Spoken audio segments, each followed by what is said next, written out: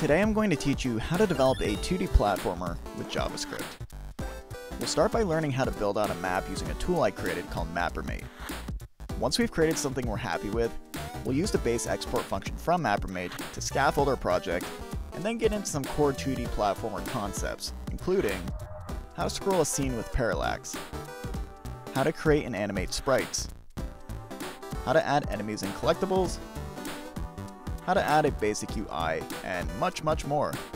If you're looking to take your development journey to the next level, I have plenty more courses and content only viewable on chriscourses.com, and the first 50 people to sign up for premium can get 30% off any membership with promo code Sunnyland. So be sure to check that out when you get the chance. Otherwise, let's get started. So when it comes to developing platforms, I want you to think of ways in which we can create some sort of game map. Now you might be thinking, we can just import an image into our game, grab certain parts of it, and then place them in certain sections of our game using code. So we'll have XY coordinates. We'll have XY coordinates for our collision blocks in which our player can fall on and jump off of and so forth.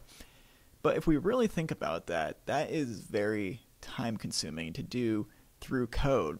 And I never recommend doing all that through code anyways, unless you're just really trying to learn the process of creating something like a side scroller. So what do most developers do instead? Well, they use something called a tile map editor program, I believe you would call it. And this right here, what we're looking at, is exactly that.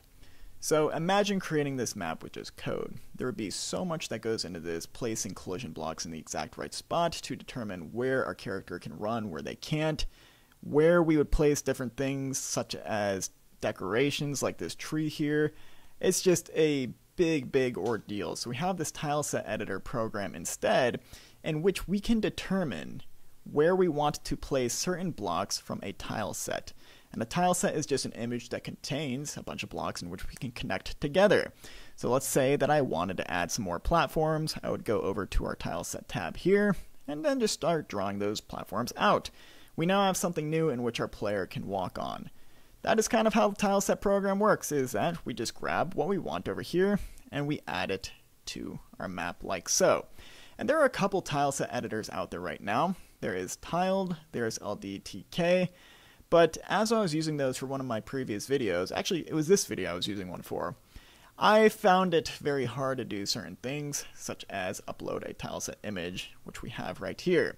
And I just got so frustrated, I was like, I'm going to create my own. And so I did, and now we have what is called MapperMate.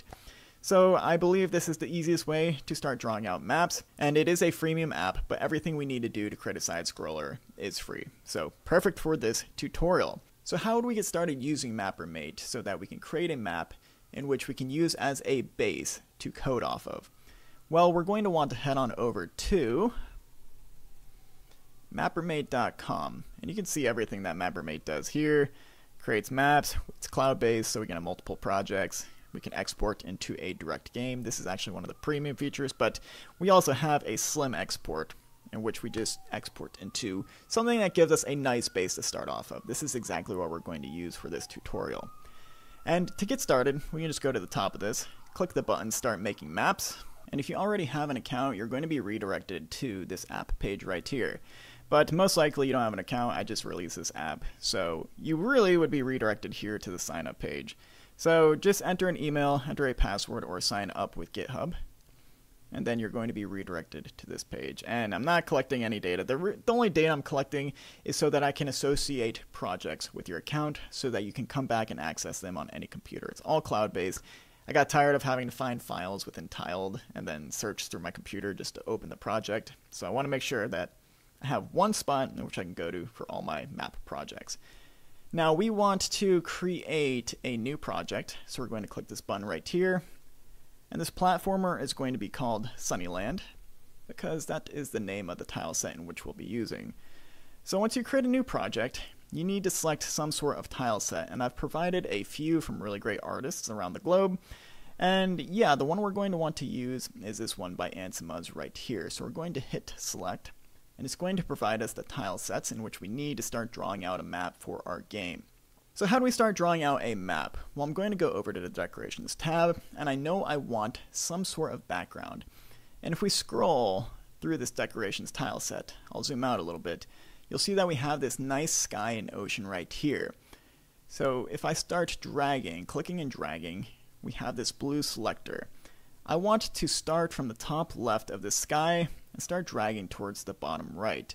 So once that's all filled up by our selector, now we have access to draw this out on our map on the left. So if I want to draw this out, all I need to do is click, and there it is. We filled up all the tiles for that one specific section. If I want to keep extending this, I'll just go to the edge, click again, and now we have this nice sky background for our map. But for our game, we want to make this a little larger. A side scroller is going to be quite long from left to right. So if I wanted to increase the size of our map, we would go over to this call section, increase our columns from 40 to 100, hit enter, and now we can continue drawing our sky. So we want to make sure that we place this exact. You can see when I hover over, we have this little overlay with a little bit of opacity on it.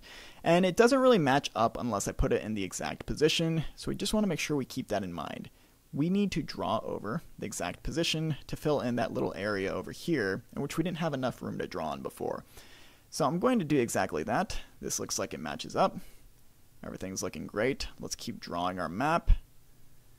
And we'll go all the way to the end to make sure that we have a nice base to work off of. So we do have this little black area on the bottom. I want to fill this up with water. And there are a few ways we can do this. One, we could just select the water and then start clicking and dragging, but that's a little tiring. I don't want to do things that way. I want something quicker. If I want to fill in this black area right here, I can select just one tile, one blue tile which I want to fill up the entire area, and then select our fill tool. And now you'll see that it just automatically highlights everything that isn't filled in currently. And if I want to fill it all in, I'll just click, and now it is filled in. So quite time saving compared to having to click and drag everything within that area right there. So what's next? I want to start adding this little bramble bush thing on top of our sky and our ocean to start giving our scene some depth. So I'm going to click add layer, and then I'm going to select the portion of the bramble bush in which I want to start drawing. I'm not going to go all the way to the bottom. I think that's a little excessive, so I'm just going to go to right about here. You can do this to whatever taste you would like. And I think this is a good height because it gives us a little view of the ocean as we start connecting these bramble bushes. So with new layer 2 created, I want to make sure that I have that selected, and now I can start drawing the bramble bushes across our screen. And I'm going to go all the way to the far right. I think that is okay, even if we don't use these or we don't see everything within our scene in the end. But we're creating a really nice scene now. I like how this is looking, but we need to determine what comes next. Now I want to base this off the finished map I already created behind the scenes, and I was showing you that earlier. It looks a little like this. We already completed the section with the sky, the ocean, and the bramble bushes, but now we're going to begin drawing out the area in which our character can move on. That entails the tiles, these little floors, these platforms, everything that you see right here we're going to begin drawing out. Now, it is a little confusing to have to keep coming back and forth between these two tabs so we can use a reference. So what I'm going to do is I'm going to open these up side by side, and it might look a little clunky because I'm recording on such a small screen to make sure that everyone can zoom in and see exactly what I'm teaching. But I think we can get away with it. I think we can side by side this and make sure that everything is working correctly. So how would I begin emulating what we have over here on the right hand side? Well, it looks like we have some basic tiles extending from the left side of the screen, and I want to go over to our tile set to begin selecting those tiles. So I'll click this tab right here, and you can see this opens up a new tile set, and I want to start drawing out. Now right now we have new layer 2 selected, and that is using the decorations tile set, this one right here. So if we switch over to a different tile set and we try using tiles from that one on our map on the same layer, Well, we are just not able to do so. The way this exports into actual JavaScript, I needed to make sure that each layer has its own individual tile set. It's an unfortunate little quirk that I just haven't gotten to really, I don't know if I would call it fixed, but I just haven't gone around to integrating just yet. But by adding a new layer and associating each tile set with that different layer, it just makes development so much easier. I think it's just worth it to keep things the way they are right now. So we can't draw on that layer. We need to add a new one because we have a different tile set. And I'm going to select this little block right here, which is going to act as our first ground in which we step on. So now you'll see that's hovering, and I can begin using that tile to start drawing out the same sort of tile we have over here. Now we don't have to be exact with what we see, but we just want to follow the general idea. You'll see I just clicked and dragged to make that platform that you saw before, but we can also use the line tool right here, which gives us straight lines so that we don't need to worry about messing up with our brush tool. We might actually do something like this if our hand's a little shaky or something. I don't know. But I just want to show you all the features that are available to us. We'll begin using all of those. So I want to continue our platforms using this block right here. I'll select our line tool, which we can also select with L. And then underneath this one block, I'm going to click, drag, and there is the platform which we see right here. So now I want to go a little bit up. I'll start a new platform at a different height to vary things up a bit. And yeah, I think that's going to end right about here. So we have the beginning of a game, and it's looking to be in great shape, but of course, we can make this better. We have this entire tile set available to us exactly for that, to make our game immersive and just visually pleasing to look at. So what would I add here? Well, to start, let's just make this one little platform, or this one little block of all the tiles and the dirt that we see right now. How would I go about doing that? Well, let's start where we left off, right here. And it looks like, even though everything is red, those are collision blocks by the way, we'll get there. It looks like we have a little corner piece right here.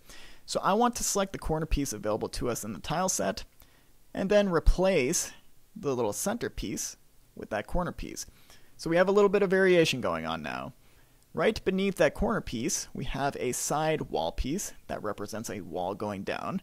We can grab that, start drawing down, and now we have something which is almost self-contained, but I need to get rid of this little space right here before we fill everything in with dirt. So what do we want to use to fill in that spot? We can go over to the left. We have a left piece of the wall. I'll click there, and now that left wall piece is filled in. So once we create some sort of container, we can begin to use our fill tool again and fill in this container with something like dirt. And the dirt tile is just this little maroonish type square right here. That's what I want to use to start filling in our dirt. So I'm going to select that, go over to our fill tool, and now you can see which tiles we would fill in based on what is and what isn't already taken within the layer. If I clicked right here, we'd fill in our sky with dirt. We don't want that. We just want to fill in this one area right here. So I'm going to click, and yeah, that's looking pretty good to start. So if I wanted to start adding in decorations, I would just have to search this tile set for certain decorations. Yes, we have another tile set called decorations, but there are decorations within this tile set called tile set, including dirt decorations. So adding little rocks to our dirt, we just click in random locations after selecting those little dirt objects, which I will. And now we have some variation to our map compared to before. We can do the same thing with grass. We have some grass tiles in which we can select, and it's a little hard to drag these out correctly, so I'm going to use our line tool just so I get a straight line really easily, and just put these wherever I feel like. I think I'll fill in this entire section right here with some grass. It looks like we have some grass in the beginning next to the house. I'll try to fill that in correctly over there. And yeah, our map is really coming together. I want to show you how to add something like trees and houses to spice this up even more. And to do that, we're going to add a new layer and go back to our decorations tile set. So if I want to use this house right here, I'll scroll over to it, select it, and then go to the location in which I want to place it. It's that easy. Just click, and now it's there. But you'll notice that the house is actually covering the grass. You might want this, or you might want the grass in front. If I want the grass in front of the house, I can grab the layer right here, and then just move it above the house, and now you can see that portion of the grass is covering the house. Really cool. And let's add a tree now. What tree do I want to add? I like the one that's used over here in the example, so I'll make sure that I select that. We can stay on our layer 4 decorations tile set, and then just place it where we would like. I think I like it behind the grass, so I'll keep that as is. And if you're ever confused with your layer names, you can just hit Control R to rename the layer. And let's just call this, I don't know, main decorations, just so we know exactly what we're dealing with. We can call layer 3 our tiles, because we're really working with main tiles right there. But yeah, this is kind of how we draw out maps. So I think the next thing I want to show you how to do this before we kind of time lapse this and you can get going on your own before proceeding into the coding portion is how to draw something like this background piece. That was a little confusing for me when I was first learning how to draw maps with tile sets. And then I definitely want to show you how to add collisions, because those are what are going to determine where our player stops, where they're able to move, and so forth. It's very important to know how to add collisions, and I'll show you in a second. But first, let's add this little background piece right here. How would I go about doing that? Well, hovering over our tiles layer, we have our tiles laid out, but this seems to be in the background, so it doesn't really make sense to add these new tiles directly to this tiles layer. What we're going to do is add a new layer, and we can rename this to background tiles. And if we want these behind our current tile set, we're going to have to drag this layer down beneath it. But now we can begin adding tiles to that new layer. Just make sure it's selected. We'll zoom out right here and start searching for those exact tiles in which we need. And they're going to be near the bottom of the tile set. You can see this right here matches up with what we have on the right over here. So I'm going to grab this one piece and try to match things up pretty close to what we have. I'm going to start drawing out 4 blocks, and then I want to start completing this little structure by extending it to the right. So I'll draw 2 right here, and we have to kind of follow the pattern by grabbing small little corner pieces that allow us to extend things outwards. And as long as you follow the patterns given to you within the tile set, you'll be totally fine with creating something that actually looks good. So whenever we have some sort of corner piece that goes down, we need to make sure that we select this guy. Then we can add one more extending corner piece out to the right.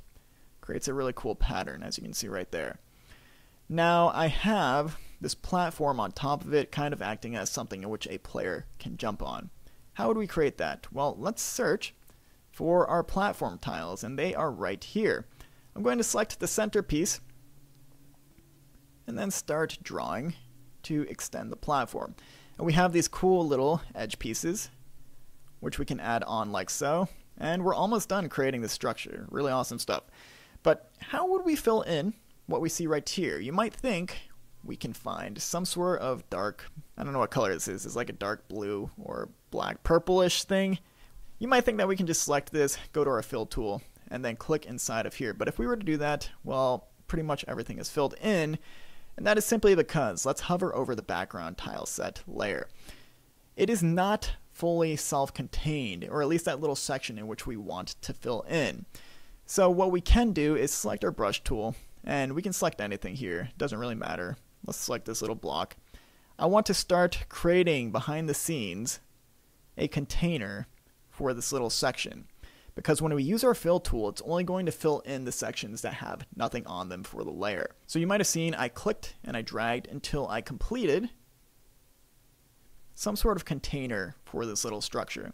And if I hover over background tiles, you can see now that structure is complete, which will allow us to grab this black, blue, purple thing, and then go to our fill tool, and then fill in that one area right there. So now we have this cool little structure that we just created. And if we want to add some decorations, we just need to find out where those decorations are. We have a stem, which we can extend from the ceiling. We have some rocks, I believe, somewhere. Where are the rocks? Here they are with the purplish background. And we have something that looks pretty similar to what we have on the right here. So that's how you would create platforms. You can keep extending these. You'll see that I extended them right here. I added some coins, or some gems, excuse me, which are over within the decorations portion. Yeah, just really cool things in which we can add to our map so that we're creating our map as quickly as possible and we can focus on our game rather than the map making portion directly within development. So the last thing I wanted to teach you in regards to making maps with tile sets is adding in collisions, because that is a cool little feature that I made sure I wanted to keep within MapperMate. So if we go to add layer, we have a completely fresh layer. I'm going to call this collisions. And now the far right tool, which we see right here, is called the collisions tool. We are going to select that. We have two types of collisions, blocks and platforms. Blocks are collisions in which a player should never pass through, but platforms are collisions in which a player should be able to jump upwards through and then land on top of. It's just a cool game mechanic that you see in tons of things like Mario, Sonic, where they're going to be really using blocks or platforms. Those are the most common ones, so I made sure to add both of those within MapperMate. But how do we go about using this tool? Well, we have blocks selected for our collision tool, and now we can begin drawing over the exact spots in which we want to add collisions to. So if we were to export this game, our player would just fall through the entire screen because we have no collision blocks.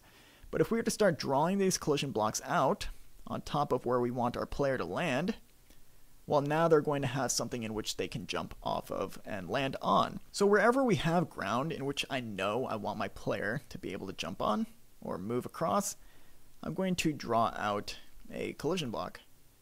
And that's going to extend all the way over here. And we have the beginning of a map. This is really all there is to it. So say that we want to begin exporting this just to test things out, see how everything works. We would go to our export button right here. So you'll see that we have 4 options right here: full platformer, base platformer, Godot, and image. The one we're going to be focusing on for this tutorial is base platformer. It's completely free, but if you would like to pay for the pro version of MapperMate, you can use the full platformer export right here, which pretty much scaffolds an entire platformer for you with all the tools and code that you need to get started so that you can start focusing on the things that really matter rather than the beginning of a game. So if I were to do the full platformer, this is what it would look like. We just automatically export into a full game. We can use WASD to start moving around, and you can see the scrolling functionality is already there. Let me full screen this. Just really cool stuff that I provided through MapperMate. And eventually, yeah, I mean, we need to add collision blocks. We would need to add additional functionality to make this a true game, but yeah, I'm like really happy with how this all turned out with the export, and I think it's super cool. We have sprites, collision detection, scrolling, awesome stuff, really. But like I said, the main thing we're going to be focusing on for this tutorial, because I'm trying to teach you how to code a platformer, is going to be the base platformer export.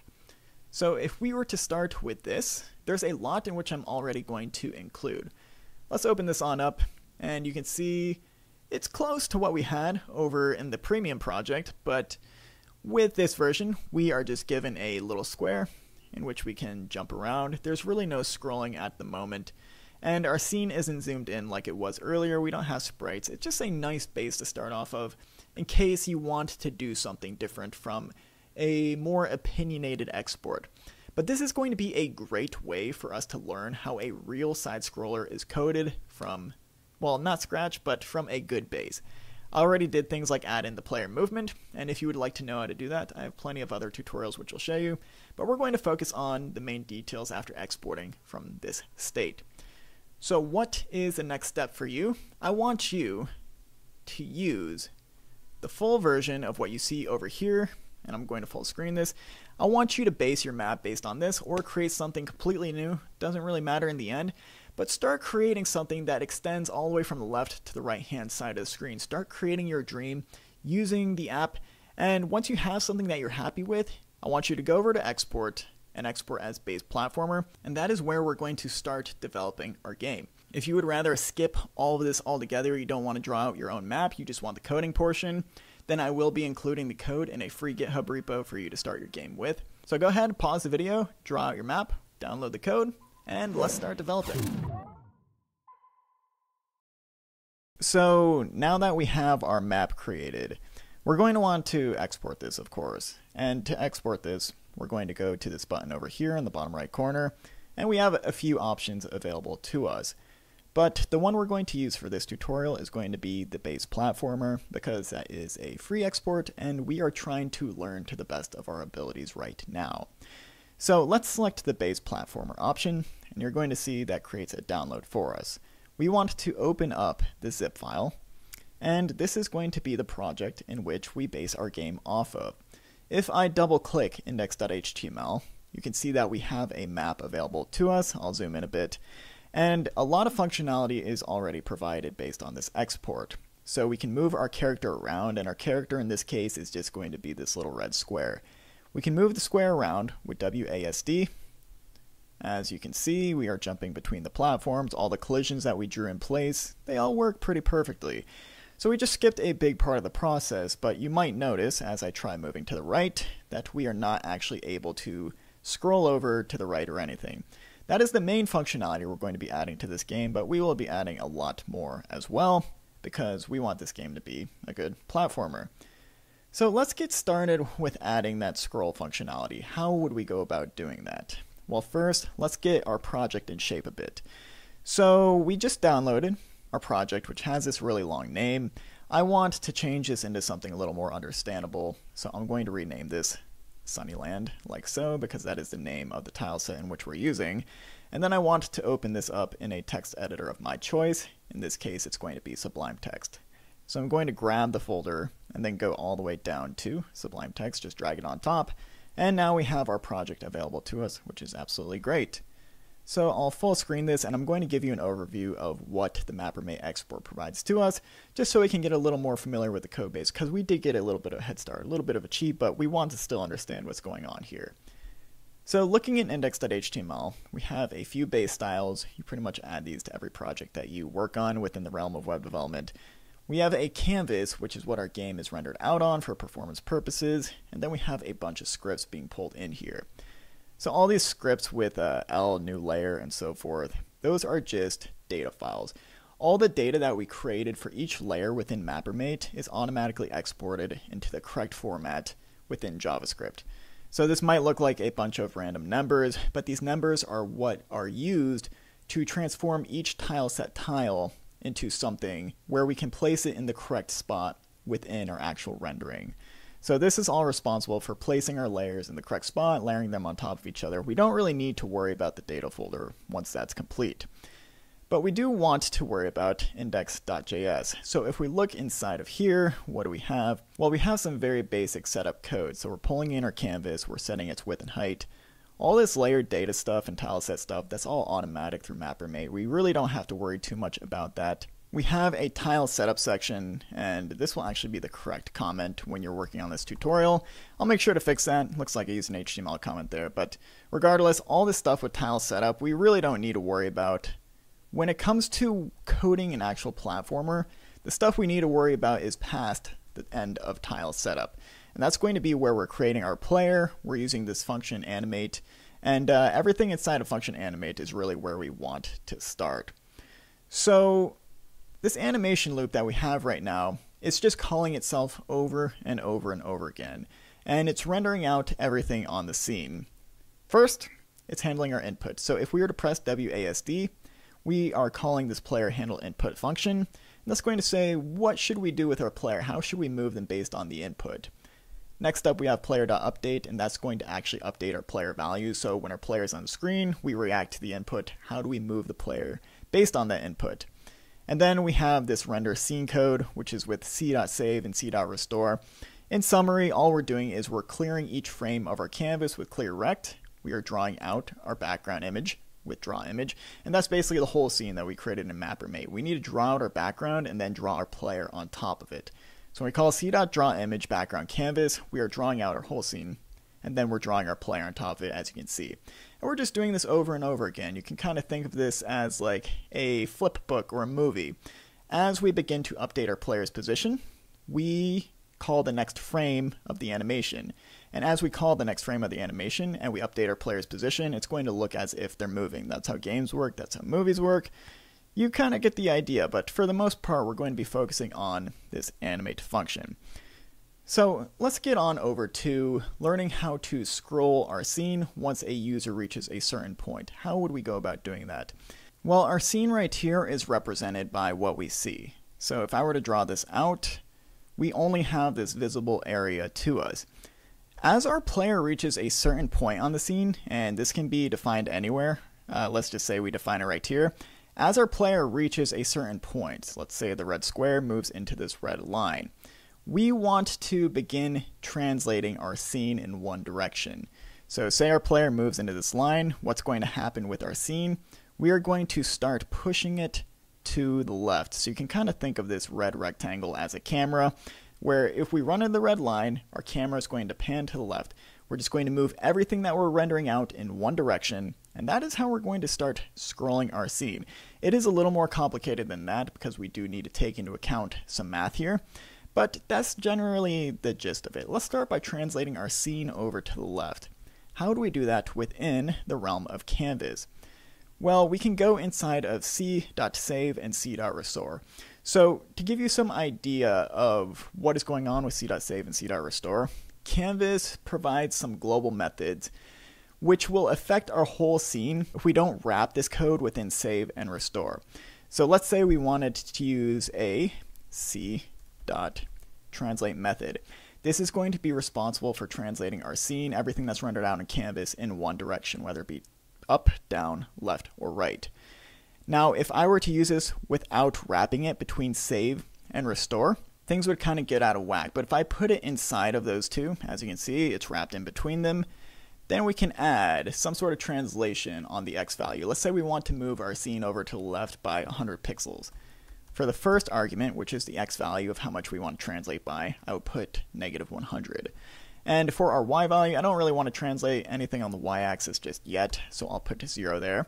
But if we save this, you're going to notice that our scene is translated by 100 pixels over to the left.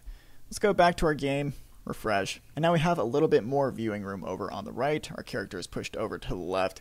You get the idea there. But if I were to take this out of csave and c.restore, I'll comment all that out, you're going to see that this is just going to keep translating over to the left. And yeah, that's kind of silly. So we just want to make sure that when we are calling c.translate that it's wrapped within c.save and c.restore. Otherwise, it's going to keep saying, keep translating this from its current position over and over again. If we put it inside of there, we're pretty much saying only translate it from this one position where we're saving the canvas's current position. So we're going to make sure that c.save and c.scale and c.restore are all uncommented. And we do that, and everything is translated over to the left by 100. But we don't want to translate everything over to the left by 100 to start. What we want to do is actually translate it over to the left over time. So this value right here, we need to make sure that this is increasing or decreasing based on when a player hits a certain point. And that point is going to be what I call a scroll post. The scroll post is going to be this arbitrary line that we draw, and we say when a player hits this line, we're going to begin scrolling our scene, and to do that, we need to alter this value right here. So what is this value going to be called? Well, we can call it camera X because that kind of determines what the X coordinate of the visible camera is. I kind of like calling it camera, so let's go with that. I'm going to create a const called camera, set it equal to an object with an X and a Y coordinate, and both of those are going to be equal to 0 to start. So when we're translating, we want to translate by our camera's X value. And really, if you go over to our game display over here, our camera, if we start increasing its value, its X value, by an arbitrary amount, let's say we increase by 100, technically the X is going to the right. So you can kind of envision this. As our camera goes to the right, we are using the camera to pan and view more of our scene. But in reality, when we translate our map and we want to view more of it with c.translate, we need a negative value. So although our camera value might be increasing, we need to make sure that our translate value is going to the left. So to do that, we will go back to our code over here and just make sure that camera X is a negative value when we're translating it. So now whatever we declare camera X to be, whether it be 0, 100, 200, let's go with 300, we're going to see the camera shift over to the right, but our scene is going to shift over to the left. And you can see that in action right there. It's exactly what we want. If we hold down D, eventually we can get our player over here. All of our collision blocks are translated correctly. But like I said, we need to pan our scene using a certain technique, a certain algorithm. Now, what is that algorithm going to be? I'm going to reset camera X back to 0. And let's create a scroll post, just so we can visualize how this is happening within our game. I want to create a scroll post, let's say, right about in the middle of our game. I'm just going to arbitrarily say right about here. I'm going to assume that's 500 pixels. We can fine tune this, but how would we add a scroll post in? Well, let's create a const, and I'm going to make sure that this is just one value, and one value that should never change. And typically when I have one const which should never change, I always uppercase it and underscore it. That's just a traditional convention for something, a const at least, that should never change. So I'm going to call this scroll post right and set it equal to a value of 400. Now I want to be able to visualize this, so I'm going to call right beneath player draw, so that this is rendered out on top of everything, a c.fillRect method, and this is going to create some sort of rectangle for us based on 4 arguments. The first argument is going to be the x value of the scroll post, and I know that the x value of the scroll post is going to be equal to scroll post right. That just means we're going 400 pixels from where our game map is rendered out. Now the y value, I don't really want this starting from the top of our canvas, because I don't know, I just kind of want it in the middle. For now, let's just put something like 200. This value doesn't really matter much. We're just trying to do this for visualization purposes. And then we have a width and a height. So I think a proper width for the scroll post will be 10, so we can see it, and then a proper height is probably like 100, 200. Now if I were to save this, go back to our game, we can see that we have our scroll post being rendered out. I kind of want this a little bit more to the right, and even though the height or the Y position doesn't matter, I kind of want it a little bit higher up as well. So to do that, we are going to make sure that we push scroll post right over by 500 pixels, and I want the Y position up a little higher as well. So I'm going to change 200 to 100 here, and I think that should fix everything. So there is our scroll post, looking great. Now, what do we do with this scroll post? Well, as I mentioned earlier, as our player begins to move to this position, and we pass this position, we need to translate our scene. But how do we determine what we translate our scene by? Well, this is how we're going to do it. If our player has moved this distance past the scroll post, so the distance of this red line right here, we need to translate our scene by that amount. So we always need to find the distance between our player and the scroll post. So let's start with just this. How do we get the distance between the scroll post and our player's current position? Well, that is going to be quite simple actually. So right beneath update, as we update our player's position, I want to start tracking for that scroll post distance. And we can even comment that out right here. Track scroll post distance, so we know what we're dealing with. To get the scroll post distance, we can call a const called scroll post distance. We need to take our player's x value and then subtract from it the scroll post right value. This right here is going to give us this little red line's distance, which is exactly where we want to start, because that is what's going to determine how much we should be translating our scene by. So this is our scroll post distance, and if I set camera.x equal to that distance, let's watch what happens real quick. So if I go back to our game, refresh, you're going to see, well, initially our scene is translated over to the right by quite a bit, but as I begin moving, yeah, we have some sort of scrolling in place, which is very interesting, but it's not really what we want or what we need, because our scene should be translated all the way to the left to start, and we should be able to move across our scene only until we hit that one scroll post right there. So this is a good start, but we need some conditionals in place to say that we should only be scrolling under certain conditions. And that first condition is if our player.x value is greater than our scroll post right value. That is when we want to begin actually altering our camera's x position. So let's save that, go back to our game, and now our scene is rendered out correctly to start. And only when we pass this value right here, are we going to begin scrolling our scene. And the reason this works is as we continue getting further and further from the scroll post, that distance is going to keep increasing over time. And as that distance increases over time, we're telling our camera to translate more over time relative to our player's position and the scroll post. So this just kind of works right off the bat, which is pretty amazing. That's all we have to do to begin scrolling from left to right. Since we're translating our entire scene, all of our collision blocks are coming with us, along with the visuals in the background, which is just straight awesome, honestly. So what would I do next? Well, if I want to add some scrolling going upwards or downwards, we need to add some similar functionality. So how would we go about doing that? Well, let's head back over to our code, and I'm going to create a new scroll post. This is going to be called scroll post top. So how far from the top should our player be able to jump before we start scrolling our scene?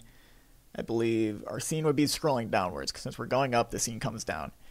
I think a value of about 200 is going to be a good place to start. But to make this as understandable as possible, it's always good to begin rendering out these values on the scene. It's going to make your life easier just to understand what the heck is going on here. So with c.fillRect, I'm going to duplicate that line, and instead of rendering out scroll post right, I'm going to render out an arbitrary value on the x-axis and just say that I want this rendered out 300 pixels from the left of the scene. But for our y value, we should definitely be using how far from the top our scroll post should be, and that is going to be the value of scroll post top. Right now that's 200, and I kind of want this to be more of a horizontal rectangle. So for our width, this is actually going to be 100 right here. And for our height, we're going to use a value of 10. So like I said, we don't actually need this. It's just for display purposes. And now we have our scroll post right here. So technically with this, if we were to past the point of the scroll post, we'd want to scroll our scene up or down. So how would we go about doing that? Well, first, we need to make sure that our c.translate value, the thing responsible for moving our camera, moves up or down based on our camera y coordinate. So for our second value, I'll say we want to use camera y. And we can start off with that just to see how things look. But we definitely need to duplicate this code right here and kind of alter it for our y-axis instead of the x-axis. So let's do exactly that. If the top of our player, which we will get with player.y, not x, is actually less than our scroll post top, then that is when we are going to start scrolling our camera's y position. But first, we need to get the distance between our player's top and the scroll post. So what distance do we need to get? Well, let's say our player is up here. We need to get the distance between the player and the scroll post. So how can we do that? Well, we actually want to start with the greater value here. And since the canvas coordinate system goes from 0 and then increases over time to something like 100, we need to make sure that we are first selecting the greater value, which would be the scroll post. So let's select the greater value here. Get the scroll post top, and then subtract from it our player.y. This is going to give us the distance between the two if our player were to move upwards past the scroll post. So we have the scroll post distance, and based off that, we want to alter our camera y. So now when our player jumps upwards past the scroll post, our camera is going to pan in the y-axis direction. So let's save that, refresh, and you can already see that taking effect. And it kind of works, honestly. As I go up, you're going to see we can keep going up, which is pretty cool. But really there is no extra scene up there. We're just re-rendering the top of our sky, which might be what you want. Or your scene in MapRemate, whatever you created, might actually have more area up there. That's definitely something that you can do. But in our case, it doesn't really make sense. We want to limit the top of our scene based on what we actually can render out here. So we want to keep this condition in place, but we also want to say, and if camera y is greater than 0, then that is really the only time we want to make sure that our camera is panning in that direction. So you might be asking yourself, did we actually do anything worthwhile here? And yes, we definitely did. Because although we might not have more stuff on top of our scene, just yet. We might add that in the future when we expand our map on MapperMate, or if we expand our scene downwards. Let's say we have some area right over here in which we want to explore in the downwards direction. We might need to scroll our map down in that direction. So I think it's important that we add that downward scroll as well, just in case we need it, because we're trying to make this as usable and as fun and as exploratory as possible. So we're going to do exactly that. So let's add one more scroll post for our game, and this is going to be scroll post bottom. And we're going to render this out as well. You might know how to do this. I challenge you to actually pause the video, see if you can do it on your own. Render out a scroll post, and when your player hits that scroll post going in the downwards direction, we want to pan our scene up. So pause the video, see if you can do it. But let's continue onwards regardless. I want my scroll post bottom to be at a value of something like 500. We're going to fine tune that later. And I want to render this out by duplicating c.fillRect. Our x value is 300, that's totally fine. But instead of referencing scroll post top, I'm going to reference scroll post bottom. So with just this, now we have our scroll post way down there, way too far down. I might actually move scroll post top upwards, scroll post bottom upwards as well. So let's do that. I think scroll post top should actually be a value of 100. Scroll post bottom should probably be something like 280, 300 maybe. And I think that's going to be good. So now, nothing is going to happen just yet, but I want our scene to scroll downwards. And to do that, I can duplicate our last if statement that we used to scroll our scene upwards. Or actually, excuse me, I think I got those reversed. But regardless, you get the idea. So now we want to say if our player y is greater than the value of scroll post bottom. And to illustrate this, if our player y, which starts at the top of our player, so this right here, is greater than the value of scroll post y, which is right here, and in this case our player would be somewhere down here, then we want to start scrolling by the distance between the two. And we're going to do exactly that. So if player y is greater than scroll post bottom, we can get rid of this and statement for the time being, then we want to get the distance between what?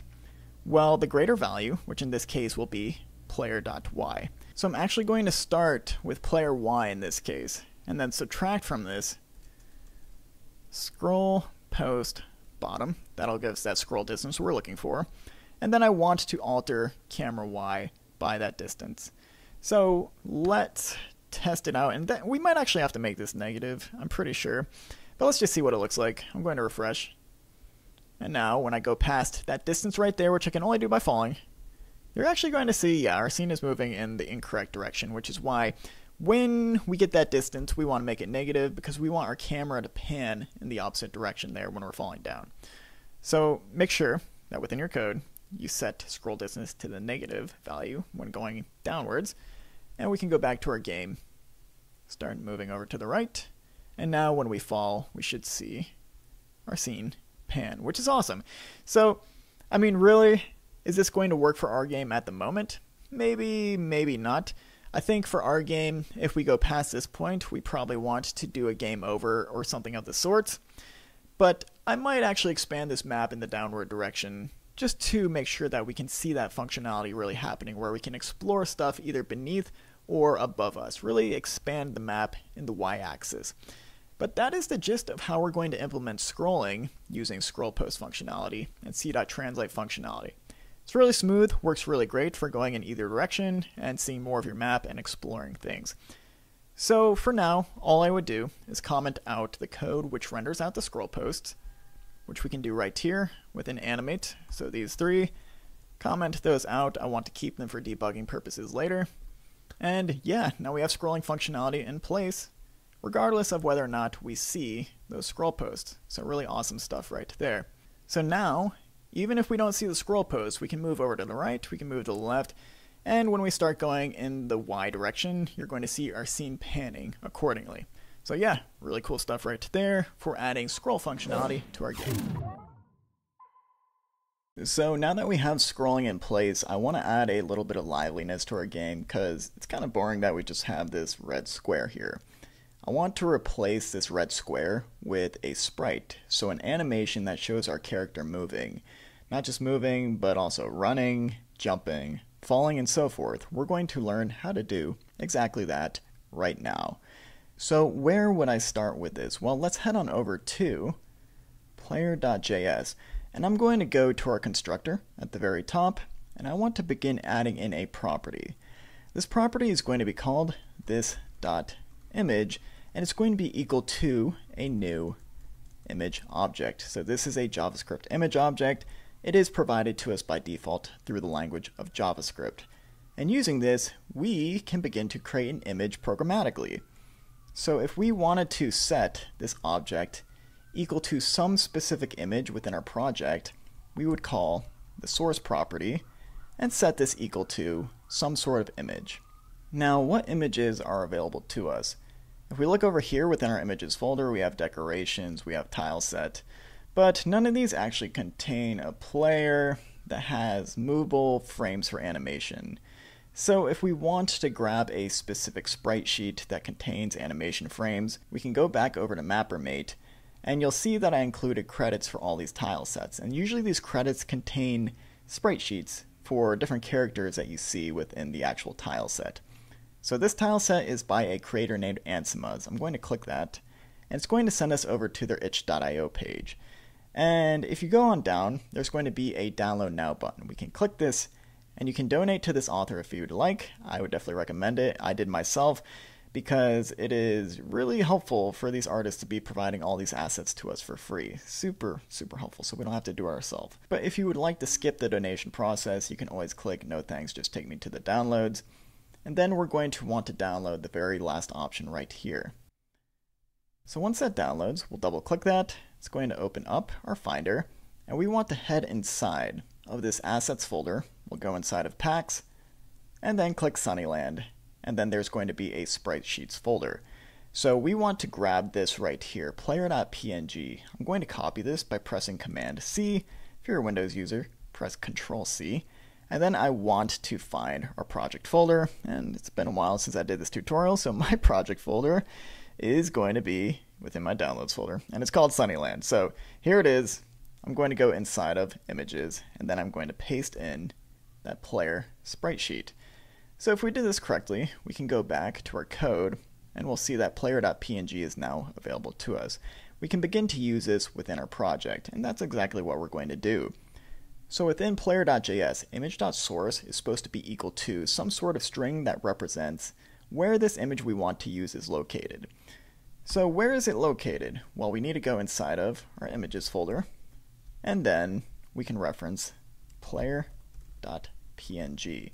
So if we did all this correctly, we should have some sort of programmatic representation of this image right here. But to see this drawn out on the canvas, we need to call a very specific canvas function.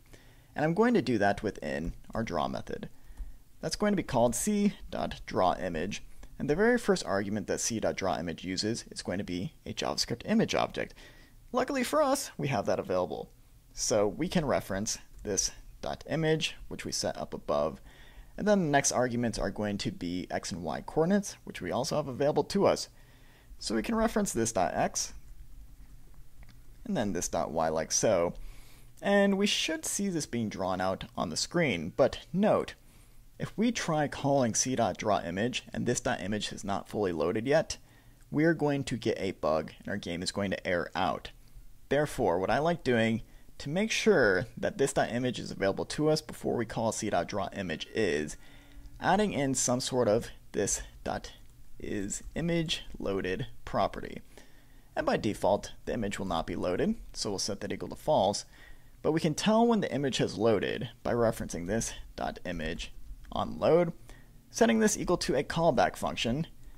And now whenever our image loads, we know that this .isImageLoaded will be equal to true. So .onLoad just automatically fires as soon as JavaScript determines that our image is fully stored within this .image. And yes, we can place this before we're actually setting it. I believe I saw somewhere that it's actually recommended to call .onLoad before we set the source. I forget why. It shouldn't really matter, honestly. We can put it in either location, but just know that this will still work regardless. So now that we have this property available to us, we can begin to use it within our draw method by saying we only ever want to call c.drawImage if this.isImageLoaded is equal to true. So now that should prevent any bugs from occurring if this.image is not loaded. Let's save this and test it out, see how things look.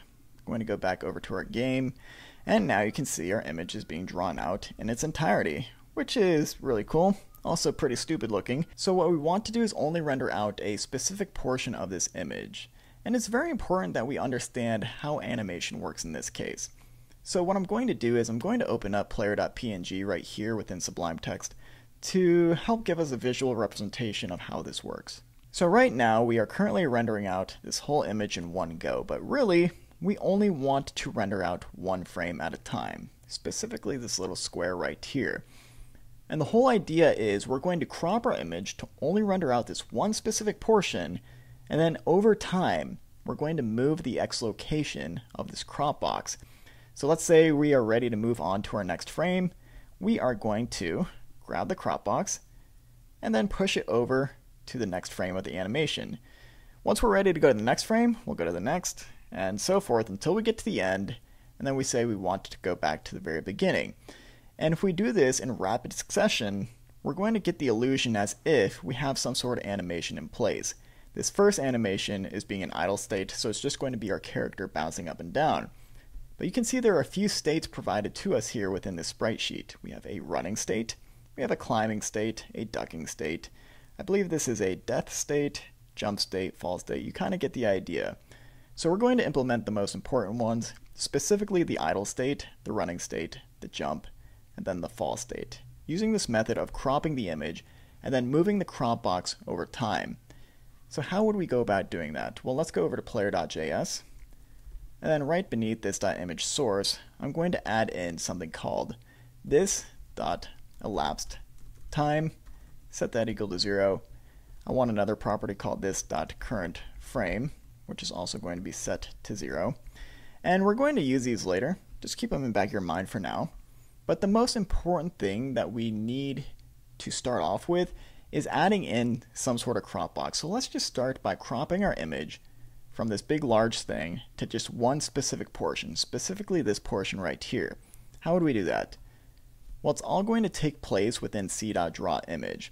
c.drawImage is not my favorite method because it is pretty crazy how this whole thing works. Right now we have 3 arguments, and yes, we're drawing an image on the screen at 2 specific coordinates, but if we want to crop something using c.drawImage, we need 9 different arguments, which is kind of absurd. Really, I believe there should be some sort of options property in there, just something that doesn't require that the order of the arguments we put things in to be in a very specific order, 9 in a row sort of thing. That's a whole little gripe that I have. We don't need to get into that too much. Let's just get into implementing this. So we want to define the coordinates, the width, and the height of the crop box in which we're about to create. So I'm going to create a const called crop box right above c.drawImage, and it's going to be equal to an object with an x, a y, a width, and then also a height.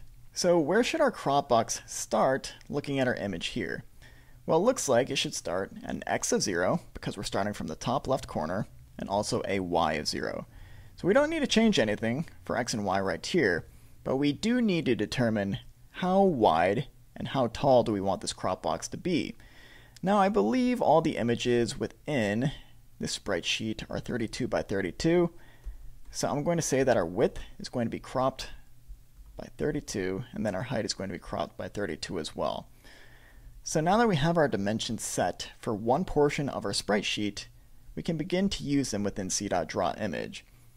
So the second and the third coordinate here, the second and third arguments that is, they are not going to be representative of the same things that we're about to put in here if we want to crop our image. So let's just delete these. We're going to forget about this.x, this.y for now. If we want to crop an image using c.drawImage, arguments 2 through 5 are going to be the crop box position. So what is the crop box x? Where on our image do we want to crop things? We'll add cropbox.x. Our third argument is going to be the y coordinate for our crop box, so we'll put cropbox y. And then our fourth argument is going to be the width of our crop box, so we'll put cropbox width. Fifth is going to be cropbox height. And then we have 4 more arguments which determine where are we going to draw out this cropped version of the image? So we need an x and a y coordinate, and we had those prior. We can use this dot x, this dot y for the next argument, and then how wide and how tall do we want to draw out this cropped version of our image? Those are going to be the last arguments, argument 8 and 9. So we'll say we want this drawn out at this dot width and this dot height. So this just became a huge function with 9 different arguments. It's kind of janky, honestly, but it should work, given that we did things correctly. So let's save this, go back to our game. And yeah, you can see we have a cropped version of our image, albeit it is very small. So I want to expand this a bit, and we can expand that by changing our width and height for the last 2 arguments. And I know that these are set up above by the size that we're passing through when instantiating a player. And we're instantiating player over in index.js. For me, that is on line 116, with player is equal to new player. I'm going to change our size from 16 to 32, just double it, and we should be able to see our player rendered out a bit better, and indeed we are. I'm going to zoom in within my browser just so you can see this even better, because we want to start animating this. I want to make sure that you see the subtleties in the animation. But this is definitely step 1. It's just cropping our image to one specific portion of our sprite sheet. And you'll be able to see, if I were to change our crop box location, let's say I shift down to this row right here, if everything is laid out in a little grid of 32 by 32 size squares, then I should be able to push our y coordinate down by 32 pixels, 64 pixels to render out this portion right here. So just to test that this works, I'm going to change our y coordinate to 64. We're using that down below right here with crop box y. And now you can see that we're rendering out to the beginning of the climb sprite. So pretty cool stuff. I'm going to go back to y of 0. We just want to test that that worked. But the next portion of this is creating some animation. So we're currently right here with our red crop box, but how do we begin moving this to the next frame of the animation? Well, after a certain amount of time has passed, that is when we want to increase a value called this.currentFrame. And we created that earlier. This.currentFrame is going to help us move the crop box based on whatever frame we should currently be on. So let's say that we add a value of 1 onto this.currentFrame. We're going to move our crop box over 1 to the right. Let's say this.currentFrame is equal to 2. We'll go over to this position. And then finally, if it's equal to 3, we'll go to this last position. If we want to go back to the beginning, current frame will be equal to 0. We're kind of doing this like we're looping through an indexed array. So the first thing we want to start off with is determining when we should be adding a value of 1 onto this.currentFrame so that we can push things over to the right. And we're only going to be adding 1 onto this.currentFrame when a certain amount of time has passed. It's very important to remember. So let's go to player.js, specifically within update. So right after if there is no delta time, I'm going to start updating animation frames. Now, I'm always going to be adding, for every time we run update, for every frame we're running through this animation, I'm always going to be taking this .elapsed time and adding onto it the current amount of time that has passed between this and the next frame. So we're always going to get the current time associated with our game, and we're storing that elapsed time within this property right here. And what we can say is if this .elapsed time is greater than some specific interval or some specific amount of seconds. Let's say if that's greater than 0.1 seconds, what do we want to have happen? Well, we want to take this .currentFrame and add 1 onto it. And that's going to help us start moving this box over to the right. But if we just continuously keep on adding 1 on the current frame, eventually we're going to move our crop box over here. There's nothing to render in this case. So I have a very nice way to actually oscillate this .currentFrame between values of 0 and 3, because those are the only values that we can really use here when moving our crop boxes. 0, 1, 2, 3. We never want to go to 4 in this case. We want to go back to the beginning. So how do we begin oscillating between those values instead of just adding 1 onto this .currentFrame? Well, this is how we're going to do it. We're going to take this .currentFrame and set it equal to this .currentFrame plus 1, and this is all wrapped in parentheses. And then I'm going to use the modulo operator and divide this by the amount of current frames within whatever row we're trying to animate. So how many frames do we have in our first row, our first animation? We have 1, 2, 3, 4. If that's the case, I'm going to modulo by 4, and that's going to allow us to oscillate between values of 0 through 3. Real quick, how would this work? Well, let's do the math real quick. We're going to draw this out because that's going to help us better understand things. Let's say current frame is equal to 0, which currently it is. We have a value of 0. We add 1 onto it. What do we get in that case? Well, we have a value of 1, and we try using a modulo of 4 onto this. So what does this produce? How many times can 4 go into 1? 4 is too big to go into 1. Therefore, we have a result of 0. But when we use a modulo, we're getting the remainder. So if the result here is 0 when dividing by 4, what is our remainder? We have a remainder of 1. So this is actually going to give us a value of 1. But let's say that now current frame is equal to 1. What happens on the next frame in which we call update? Well, since current frame is equal to 1, we add 1 onto it. That gives us a value of 2. What is 2 modulo 4? Well, 4 still cannot go into 2. Therefore, what is our remainder? We have a remainder of 2. Let's do the same thing for the next iteration. We're going to have 3 modulo 4. It's going to give us a value of 3. And then finally we come up to 4 modulo 4. And 4 can go into 4 once. And if that's the case, what is our remainder when we divide 4 by 4? The remainder is going to be 0. So if we start back off at 0, we're going to be basically going back to this first iteration right here where we have 1. And then we just keep looping through things. We're going to go to 1, 2, 3, 0, and constantly do that over and over again. And it's just a really nice way to do things, because eventually, when we need to go to a separate row that has more frames, such as our running animation right here, this has 6 frames, we can easily change this 4 value dynamically, and we're going to get the same result, except instead of looping between 0 to 3, we're going to be going to 0 to 5, just because this function is so well set up, and it's really nice, really cool way to keep this clean while still getting the desired result. So that's how everything is working right there with setting the current frame.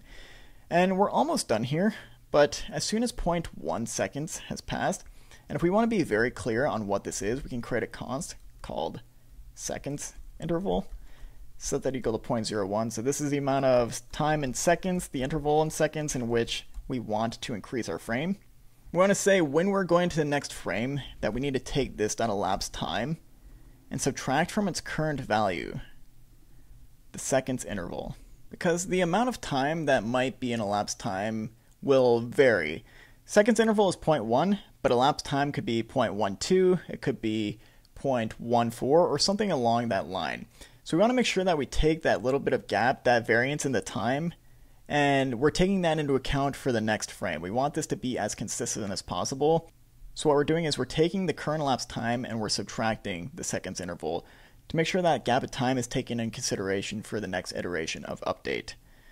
So given that we've done all this correctly, we can begin using current frame within our draw method up above. So how do we begin moving our crop box from one position to the next?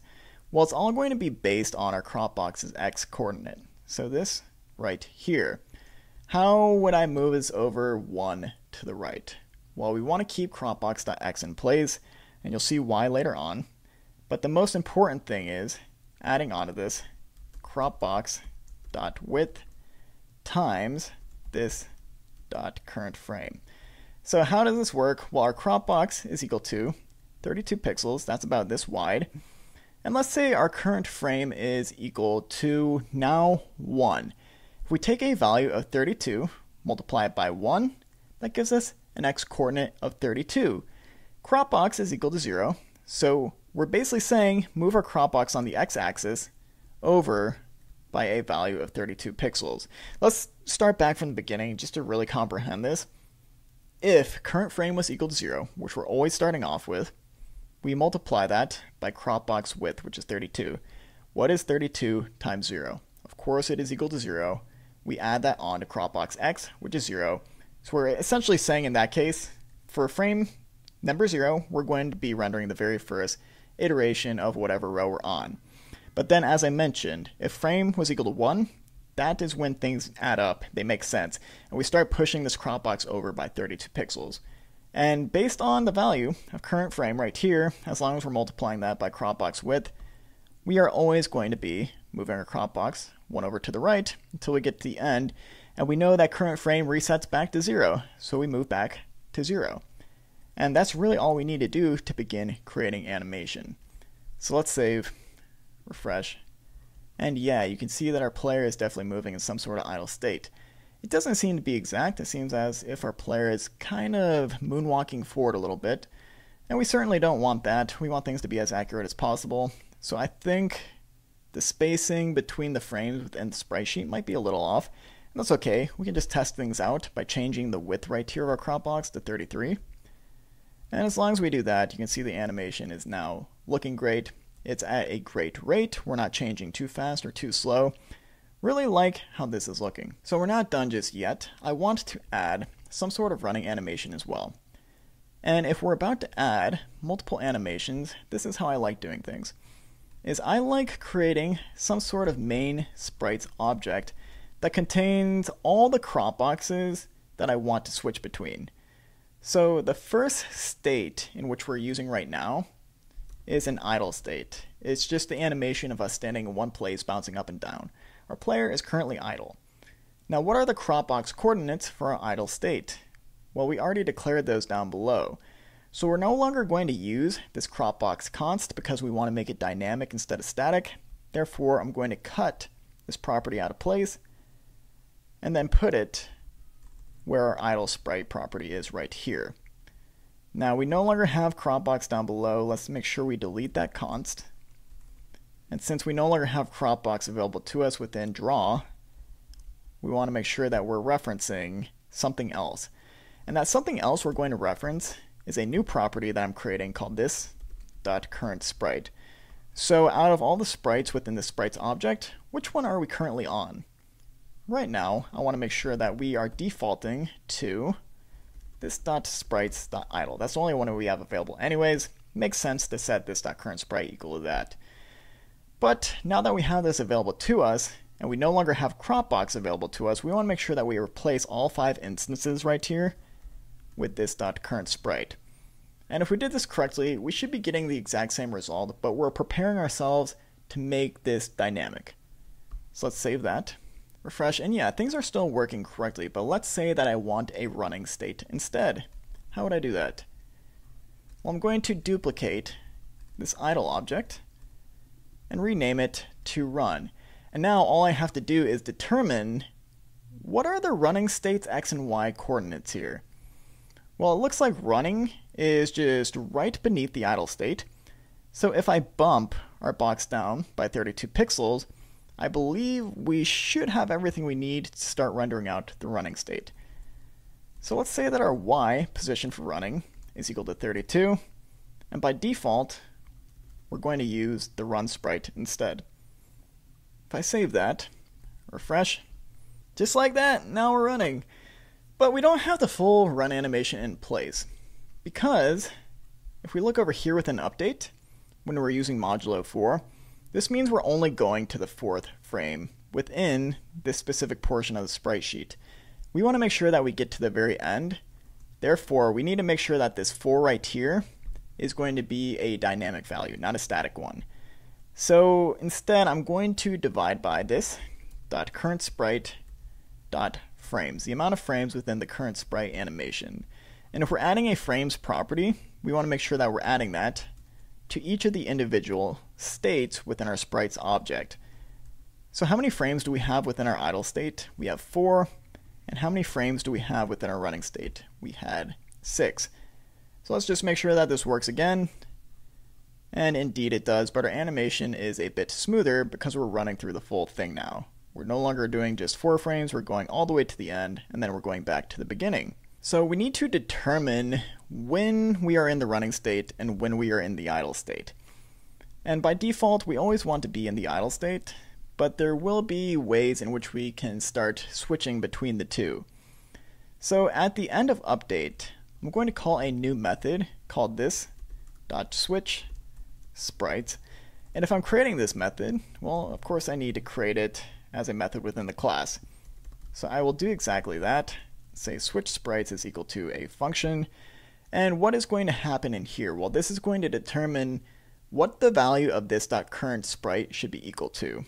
So under what conditions should we be switching from an idle to a running sprite. Well, let's write an if statement to figure that out. If we are currently on the ground, so if this dot is on ground, this is a property provided to us by default through the mapper_may export, and this dot velocity on the x-axis is equal to 0, meaning we're not moving at all, what do I want to have happen? Well, I want this dot current sprite equal to this dot sprites dot idle. These are the conditions which should occur for me to be bouncing up and down in the idle state. Now, I don't want this to be set for every frame, especially if current sprite is already equal to this dot sprites dot idle. Therefore, I will add one more and statement that says if this dot current sprite is already equal to this dot sprites dot idle, and excuse me, this should actually be not equal to, then that is when I want to set this equal to the idle state. Therefore, we're only going to do this once. It's not going to be set over and over again. Just makes things a little cleaner in the long run.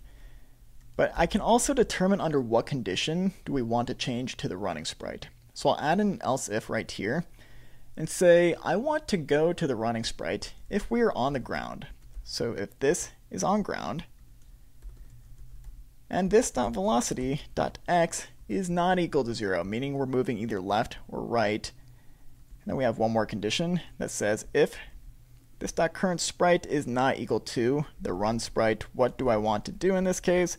Well, I want to set this dot current sprite equal to this dot sprites dot run instead. And whenever I switch to one of these new sprites, I always want to make sure that I'm setting our current frame equal to 0. And the reason I'm doing that is, let's say that we're currently on frame number 6 for our running animation. If we were to switch back to our idle state in this case, we would render nothing out to start. We don't want that. It's going to cause a flash. It'll just look weird. So we want to make sure that we're always going back to the beginning of whatever we're rendering out in this case when we switch sprites. And we want to do this for both our idle animation and also our running animation. If we want to be as specific as possible, we can comment this out to say this is idle, this is run. Should help us understand this in the long run. But given that we are calling switch sprites up above, we should see things change as we begin to move about our game.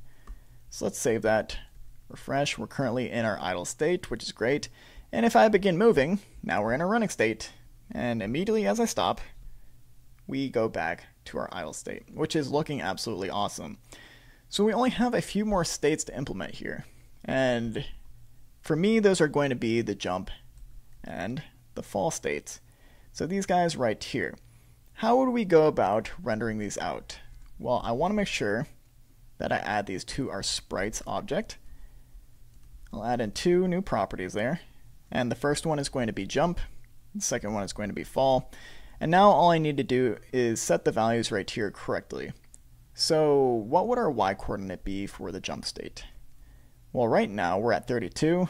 If we start extending this by 1, 2, 3, 4, 5, we should get the correct y position. So I'm going to take 32 and just multiply that by 5 here. Fall is going to be the exact same thing because, as you saw, the fall state is right next to the jump state. Now, the jump state only has 1 frame, same for the fall state. And really, the only other difference here, I believe, is for the x-coordinate on the fall sprite. You can see the x-coordinate here is pushed over to the right by about 32, 33 pixels. I'm not really sure which it is.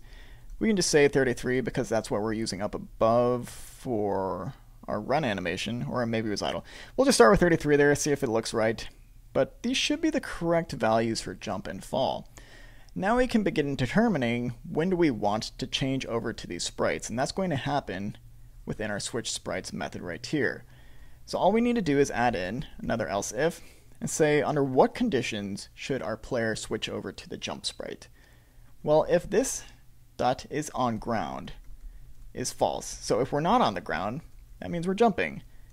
And what else? If this dot velocity on the y-axis is less than 0, meaning we're going in the upwards direction, and this dot current sprite is not equal to this dot sprites dot jump, that is indeed a case in which we want to change our current sprite. I'm just going to copy these 3 lines above, paste them into this else if for time-saving purposes, and we know this is going to be our jump sprite. Our current frame should definitely be equal to 0. And in this case, we're going to switch on over to our jump sprite. So let's save that, refresh, and see if it works.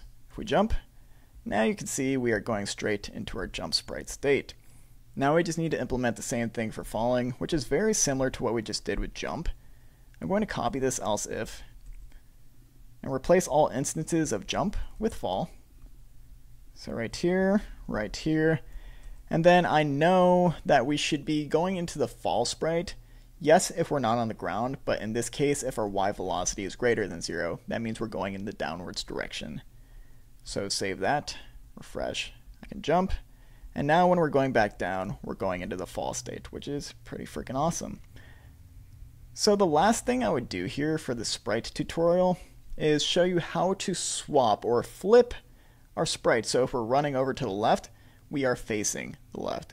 Doesn't really make much sense to be running backwards if we're trying to go in one direction. So how would I implement that? The first thing I'm going to do is right beneath this current sprite is add in a this.facing property. So what direction are we currently facing? By default, it's going to be equal to right. And at the very end of update, right before this .switch sprites, I'm going to call this .determine direction, or we can even call this determine facing, I suppose. Doesn't really matter, I'll just say determine direction. And then I need to add this method in, so I'll create it down below. What is going to determine the direction we're currently facing? So if this .velocity on the x-axis was greater than 0, that means we are moving to the right. That means we should be facing the right, regardless if we're standing still or if we're still moving to the right. So in that case, I want to set this .facing equal to right. We can say else if this .velocity .x is less than 0, meaning we are moving over to the left, then this .facing should be equal to left.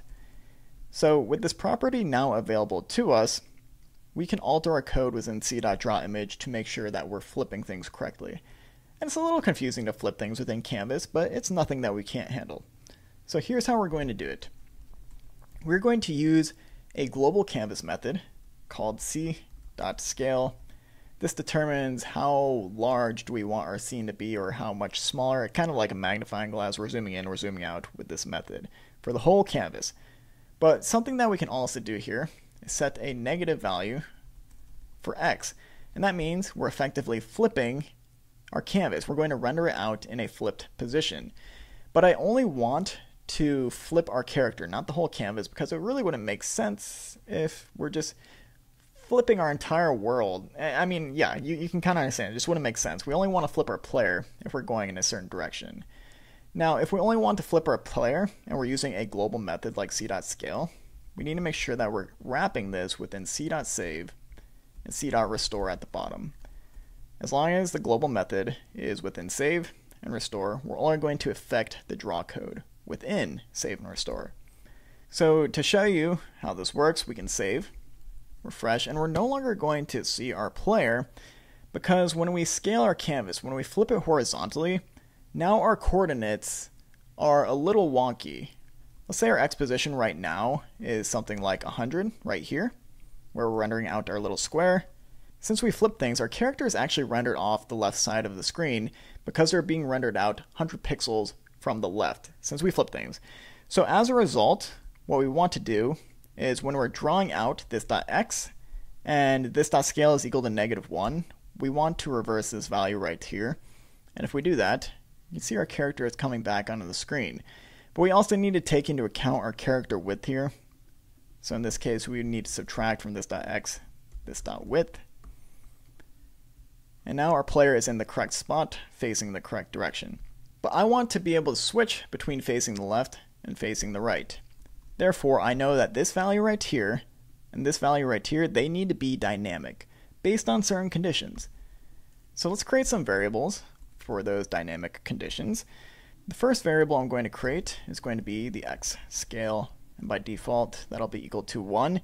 We are going to use x scale right here, which determines when we're flipping the canvas, and the second let I'm going to create is going to be the x value we're using down here.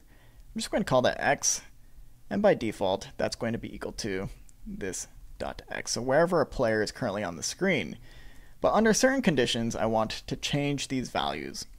And that is if we're facing the left. If this dot facing is equal to left, then what should happen to these values? Well, x scale is going to be equal to -1, and then our x value is going to be equal to this down here, which is the reverse coordinate system that we determined we need when flipping the canvas.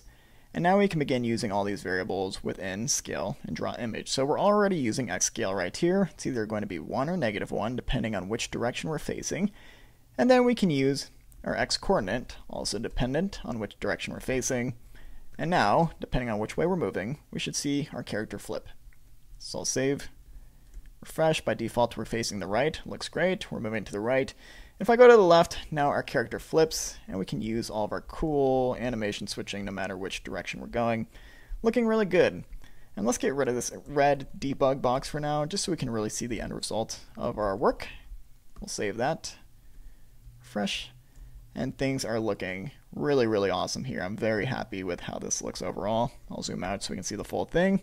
Our game is really coming together now, and it looks much more lively with this. And we can begin using these same techniques once we add enemies, like this little possum right here. But for now, that is how we're going to be handling sprites and animation.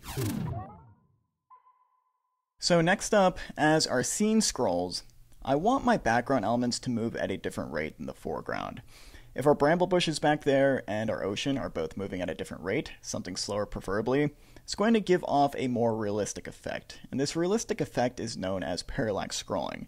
You're going to see this come into fruition very shortly, and it's a really, really cool effect to bring liveliness and just an overall, I don't know, better feel to your game. So that's what we're going to do for this chapter. Let's start now by heading on over to index.js. So I want to start with my ocean and my bramble bushes. And I want those to go at different rates, and to do that, I need to make sure that we're separating these from everything else that's drawn on the screen. And right here within this layers data object, this is something generated from MapperMate, and this just contains all the layers associated with our MapperMate project. Now, I didn't name these layers very well, as you can see, but I know which layers contain my ocean and which layer contains my bramble bushes, and that's going to be layer 1 and 2. You can see if I were to comment these out, go back to our game, refresh, those two layers are taken out of the rendering altogether. And that's exactly what I want to start. So preemptively, I'm going to need to create a const. And this const is going to be called ocean layer data. It's going to be equal to an object, and then here I would put all the layers associated with my ocean layer data. And we only really have one. That is going to be layer 1 for me. So I'll paste that in, and then I need one more const called bramble layer data. And this too will be equal to an object, and the layer that contains all the bramble bushes is going to be layer 2. Make sure you call this data, not date like me. And now we can begin using these, but where would we use these? If we scroll on down, we're going to want to focus on render static layers. So this is a function that creates a programmatic canvas. You can see that's happening right here. I'm calling this off-screen canvas because it's never actually inserted into the HTML, which is good because there's no reason for us to do that yet. And what this does is it loops over whatever properties are within this layers data object, and it renders everything out onto this off-screen canvas.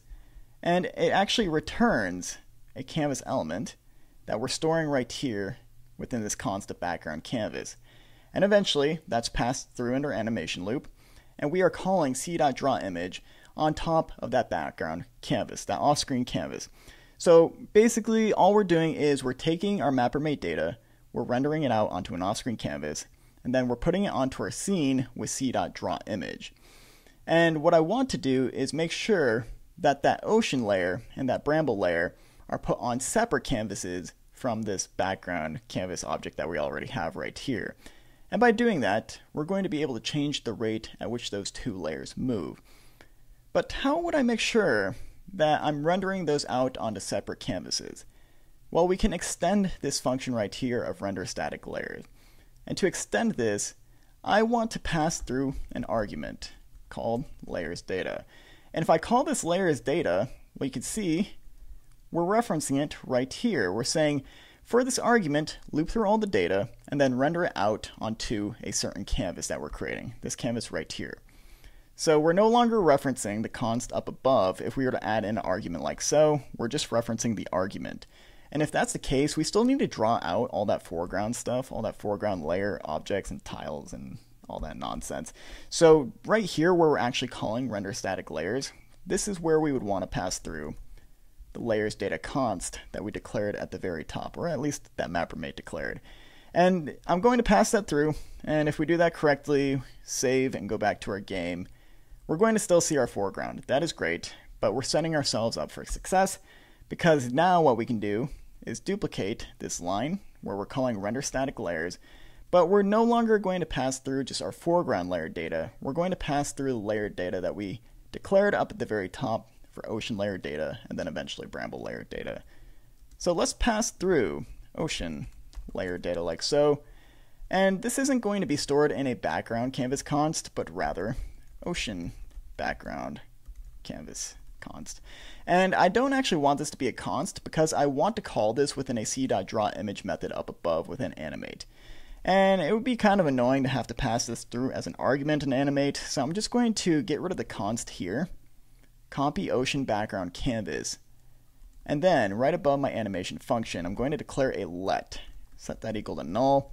So now I have this null canvas. I'm setting it when we call start rendering, and we are storing something inside of it, which we can now draw with c.drawImage. Place that in as the first argument. We'll add 0, 0 for the y and x position. We'll save, go back to our game, and now we have our ocean rendered out, but on a separate canvas. A great start. Let's go ahead and render out our bramble bush canvas as well. To do that, we want to create a const up above animate called bramble background canvas. And then down below, when we call start rendering, we want to make sure that we are storing within bramble background canvas whatever is returned by render static layers. And what kind of data do we want to render out? Well, whatever data is stored within our bramble layer data object. So we'll go back down there, make sure that we're replacing ocean layer data with bramble layer data. And now we want to draw this out. So I'm going to duplicate c.drawImage right here, and make sure that I'm drawing this out in between our ocean and then our foreground tiles and all that. So I'll say our bramble background canvas is going to be drawn right in between those two. Save, refresh, and now everything looks the same. How cool is that? Did we really do anything? Not really, but we will, because we're setting ourselves up for success, like I said. So how do we begin moving these separate layers? Well, really all we need to do is change this x coordinate for ocean and bramble background canvas. If I were to change our ocean background canvas to have an x value of 200, go back to our game, you're going to see that I just pushed that off to the right by 200 pixels. But we don't want to do just that. We want to increase this value over time based on where our camera currently is as our scene scrolls. So let's start off with, I think we'll start with ocean background canvas. I'm going to replace 0 with our camera dot x, and I'm going to multiply this by a value like 0.32.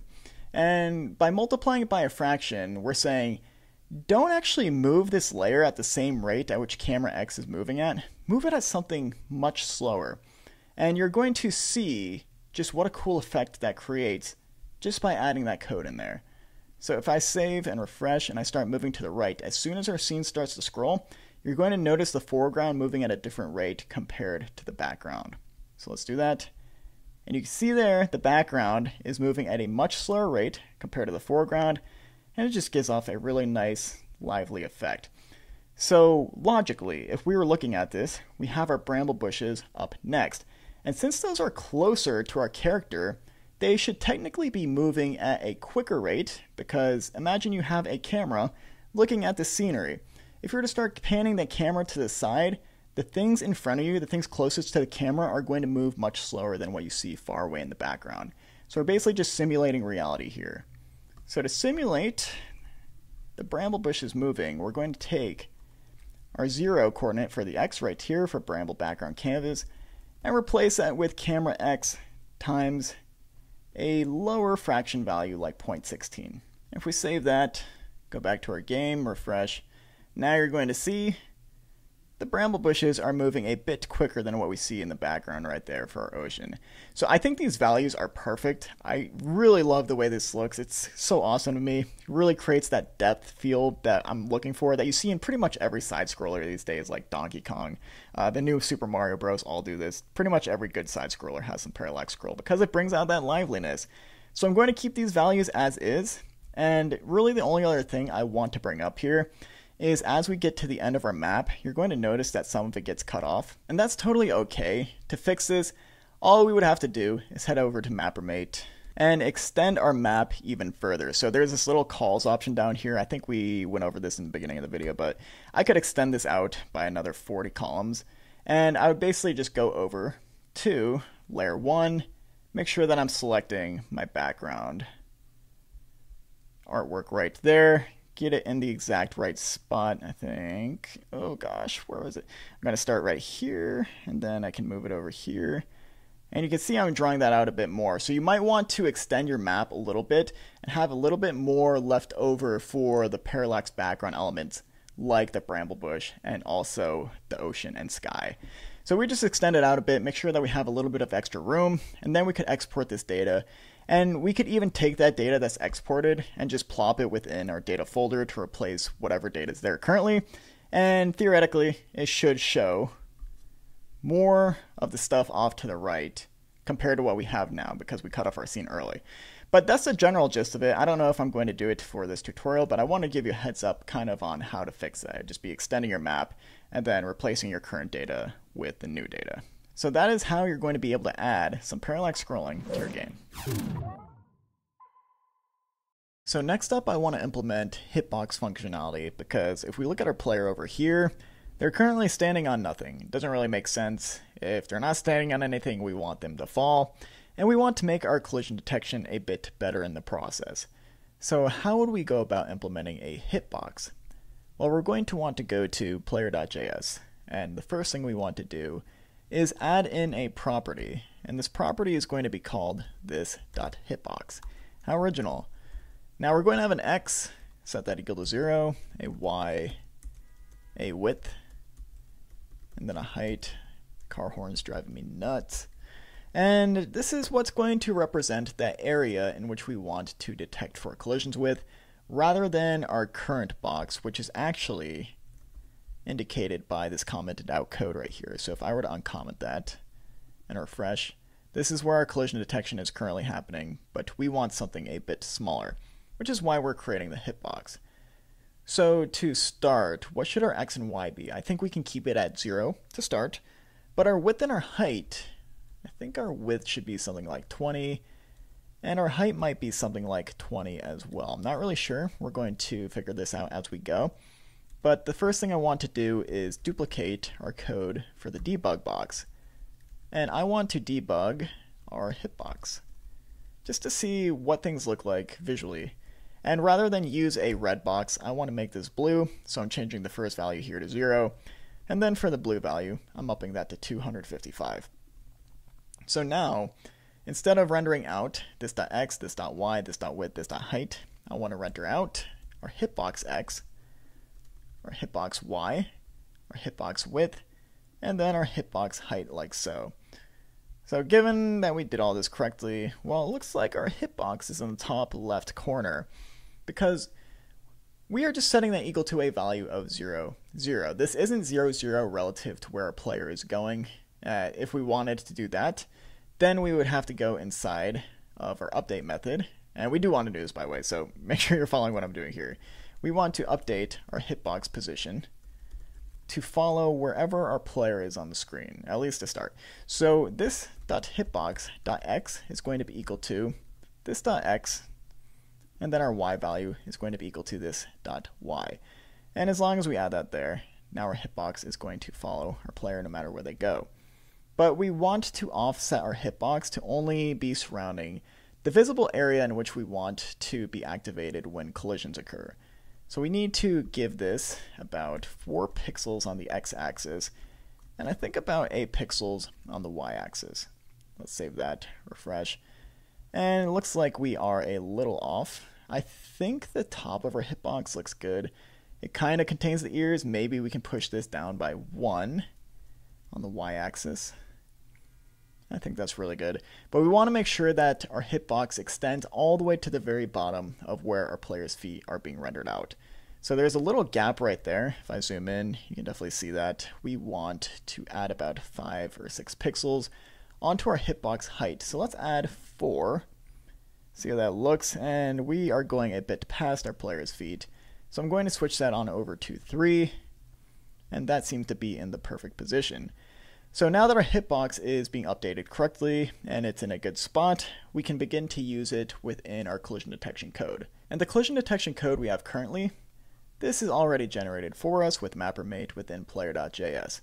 Specifically, we're going to focus on updating the horizontal position and then checking for horizontal collisions. So we need to update our hitbox position a bit more than we already did. So let's go to update horizontal position. It's going to be on line 182 for me. I want to make sure I'm not just updating our render box, which is represented by this .x. I also want to update our hitbox x by whatever velocity we're setting our player to. Because we're going to use this updated position within the next function we call, which is check for horizontal collisions. So this checks for all the collision blocks that we've added to our game. And if our player is currently colliding with one of them, we stop their movement altogether, on the x-axis to start. So rather than checking for collisions with our render box, we're going to check with our hitbox. So any place right here within this if statement where we're checking for a collision, you see this .x, this .y, or this .width, this .height, we are going to be changing that to reference our hitbox instead. There are going to be 6 locations right here, right here, right here, and then right here. And that's what we need to start. So now we're detecting for collisions with our hitbox, but we need to respond to this hitbox collision code differently. Right now we are changing our render box's position to be wherever we are colliding with a collision block, whether we're going left or right, but we want to now change our hitbox's position. And then after that is when we're going to change our render box's position to be equal to the hitbox position minus a specific value, which you'll see shortly. So we want to make sure that in both places, where we're going to the left and where we're going to the right, that we are referencing our hitbox and we're altering that x position. But after that is when we're going to set the render box's position equal to the hitbox's position. So if we were to save this, go over to our game, and then activate a horizontal collision, you're going to see that immediately we just go up onto the next platform. And that's because we need to check for collisions with our hitbox rather than our render box on the vertical axis. So let's make sure we're doing that too. We just updated things for horizontal collisions, but we need to do the same thing for updating our vertical position, which we are doing right here after we update our horizontal position and we check for horizontal collisions. So we're going to go inside of update vertical position and make sure that we are also updating this .hitbox.y to be affected by our y velocity. So once we've changed our hitbox.y, we want to make sure that this is being taken into account for our vertical collision detection. Right here you can see we are still checking with the render box. Any place we have a render box, we want to update it to our hitbox x, y, width, and height. So it's going to be 6 locations right here. And now we're checking for collision detection with the hitbox. But we're going to react to this a bit differently. So when our player is going up, meaning our head has hit a platform above us, we are no longer going to change our y position directly, but rather our hitbox y. And based off of that, we will change our render box y to be equal to this .hitbox.y. And then when we're going down, well, if you think about it, our hitbox y position on the bottom of our player is the exact same position as our render box. If we look at our game, the blue and the red are in the exact same position on the bottom of our player. Therefore, we don't need to do anything complicated here. We can simply copy where we're setting this .y equal to collision block y minus this .height, and then we're going to alter this so that we're changing our hitbox y position along with our render box position. But we're not going to reference our render box's height here. We're going to reference our hitbox height. And as long as we did everything correctly, our collision detection should be based off of our hitbox, which right now it is. And if I go horizontally into one of these, you can see Yeah, it kind of is being taken into effect here with our hitbox. Same thing on the right side, but there is that jarring kind of jumping movement. And that's because if we go over to checking for horizontal collisions, when we set our hitbox X, we are setting it equal to the right side of whatever block we're colliding with. So that's what this is right here. This is the right side of a block. And if we kind of translate that to what we're dealing with visually, we're saying move the blue box right here to the right side of this block. And that's totally fine, that is correct. But what are we doing right after that? We are saying that this X position, where our red box is also equal to this dot hitbox X. So if we're moving our blue box to this position right here, next to the collision block, and then we're saying move our red box as well, well, pretty much we're shifting our player over to the right. So this is the correct position. And then we're saying change the hitbox equal to hitbox X. We're moving the hitbox and the render box over to the right. That's a little confusing, but that's pretty much why we're getting this jumping right here. When we're setting our hitbox position on the X-axis, we need to make sure that we're taking into account this little gap between the hitbox and our render box. And that is about 4 pixels worth, I believe. It's pretty much whatever we're adding on to our X value right here when we're updating our hitbox position. So for our X value, it's going to be 4, and for our Y value, it's going to be 9. So back where we're checking for horizontal collisions, we want to make sure that X is not set to our hitbox X, but hitbox X minus that little bit of extra space in which we used to move our hitbox, and that's going to make sure that we're not jumping our player's rendering around. But we're still basing things off of the hitbox collision up above. We want to do this for both checks right here, whether or not we're going to the left or to the right. Any place you see where we're setting this .x, you want to make sure that you're subtracting that offset value right here.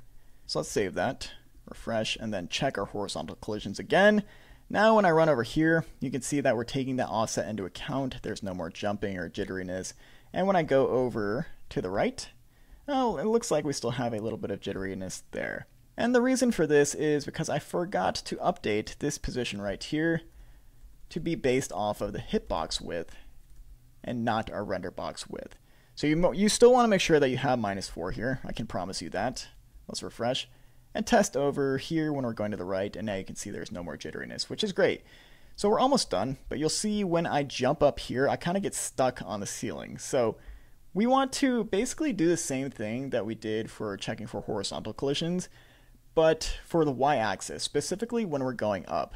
So this .hitbox.x has a big type error in it, so that's wrong to start. Well, we're going to fix that. So make sure that everything's spelled correctly, and then you want to take into account the offset on the y-axis, which we know we set up above with an update. That y offset is going to be 9. So if we go back to checking for horizontal collisions, or vertical collisions, excuse me, we want to make sure that our render box y, yes, it should be equal to the hitbox y, but we want to subtract 9 for that to give us its true position. So if we write out -9 there, refresh, hit the ceiling, you can see that now our collision detection is based off the hitbox for the y-axis. And that's pretty much all we need to do there. You'll see when we spawn, we're no longer stuck on the edge there. I can jump up, I can get on top of it, and we only fall once our blue hitbox moves off the side. And this is also going to allow us to get into a certain position over here, which you might not have been able to get into otherwise. This little alcove right here, you can see it's barely just small enough to where our render box wouldn't be able to fit. But since we're using a hitbox, we can move around in here, we can jump, and we can explore things more accurately compared to when we were just using our render box for collision detection. Now the final step here would be turning off our debug boxes, and we can do that within our draw methods. Comment those out, and now we have some pretty good collision detection in place with our hitbox. So the next thing I want to cover is how to create some sort of enemy.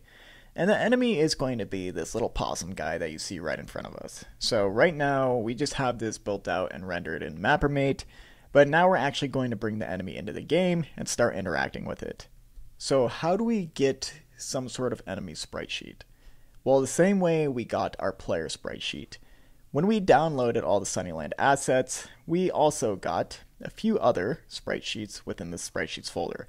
And the one we want to focus on is going to be opossum.png. This is going to be our bad guy. There's a couple of other ones in here, and we might use some of these other sprites like the gem, but for now, we're just going to use the opossum. So we want to bring this into our game, and to do that, I'm going to copy this with Command-C, go over to our images folder within our project, and then paste it in. And now that this is available to us, we should see it over in Sublime Text or whatever text editor within our images folder. And you can see that right here.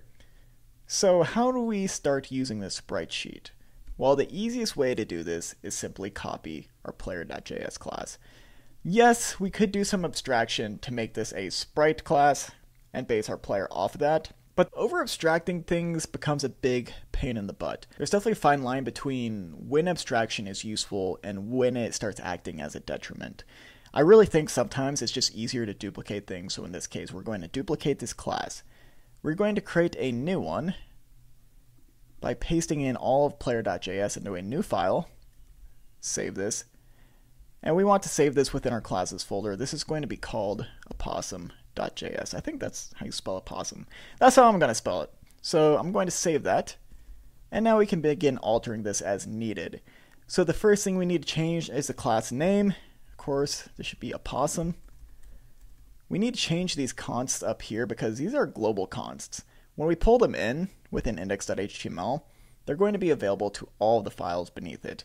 So we want to make sure that these are referencing very specific variables rather than generic ones which are also used within player.js.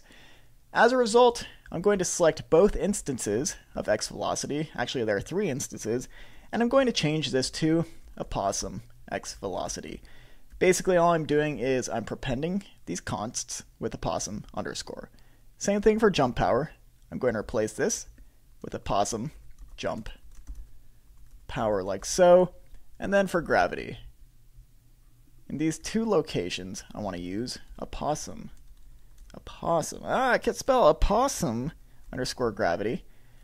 And then at the top, I want to make sure that that also has opossum underscore. So that should fix any pending JavaScript errors that might occur when we pull this file into our game.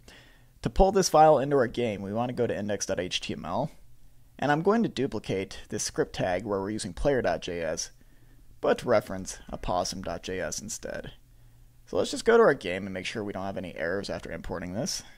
I'll right click, hit inspect element, view our console, and we seem to be good to go. So let's create an opossum, and to do that, I'm going to go to index.js and find where we're creating a player. I'm basically going to duplicate this code. But instead of referencing player, I'm going to reference opossum. And then I want to create an instantiation not off the player class, but the opossum class. And I'm going to center opossum about 400 pixels over to the right. So I'll set x equal to 400. And now that we have this opossum const, we want to make sure that we're drawing this out. So to draw this out, we're going to go down to where we're updating our player. We're also going to update our opossum position by calling opossum.update. And our update method takes a delta time and collision blocks, same exact thing like we did for our player. And we also want to make sure that we're calling not player.draw but opossum.draw down below. And as long as we did all this correctly, we can save, refresh. And this is technically our opossum right here. We just have another instance of our player because we're still referencing our player sprite sheet. So let's fix that next. I'll go over to opossum.js and make sure that instead of referencing our player sprite, that I'm referencing opossum.png instead. So I'll change player to opossum, save and refresh, and now we have something going on here, but the animation style for our opossum has different dimensions required for this to work. So rather than referencing our player's idle sprite data, I'm going to get rid of that. It's the same thing for jump and fall because there's only one state for opossum, as you can see here, and it is run. So I'm going to keep this run instance, but our opossum's y for our crop box is going to be 0 because we're not actually moving the crop box down anywhere within the sprite sheet. Therefore, we're going to change y to 0. I think the height is fine. We have 6 frames, that's perfect, but our width might be a bit different. So we're going to play with this, but we also want to make sure that we're changing sprites.idle equal to run by default. And since we got rid of all those other sprites within our sprite object, we also need to make sure that we're getting rid of switch sprites because there's only one sprite for our opossum. We can just get rid of all this code and make sure that we're deleting the method call with an update. So we could save that, refresh, see how things look. And that's looking better, but we definitely need to alter the width in which we're kind of changing our crop box location.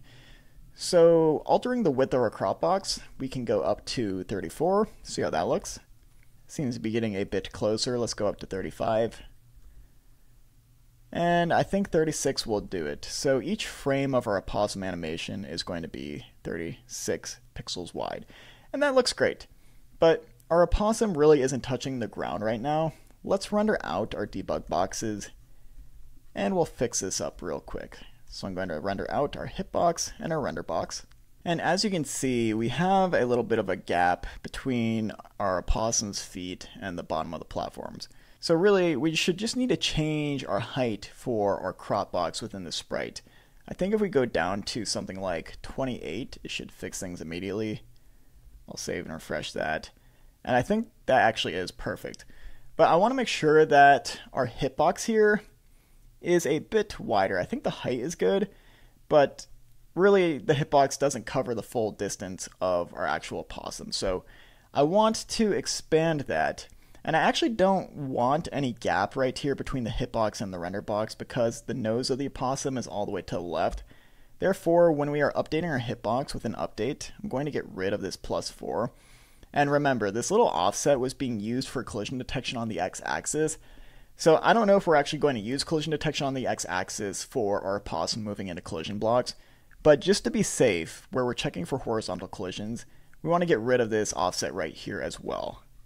Like I said, probably not going to use it, but that's okay. We're just being safe here, getting rid of the offset.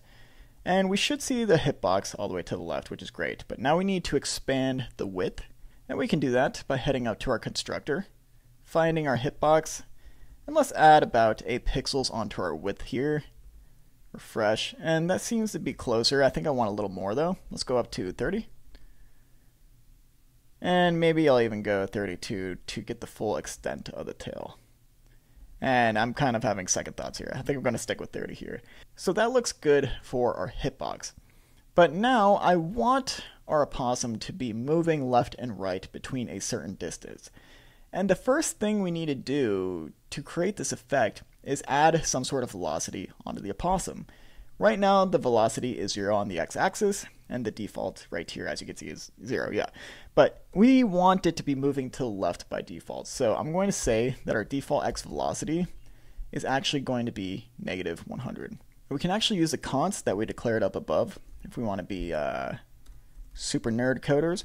And I want this to only be actually probably like 20 to start. I want this to be very slow, and I want it to be -20 so the opossum is moving to the left. So this is the default if we were to not pass through a velocity. Let's see if we are. We'll go to index.js, find where we're instantiating the opossum, and yeah, we're passing through a velocity, but it doesn't really make sense because both of these are 0. We can just declare that the velocity by default is within the class.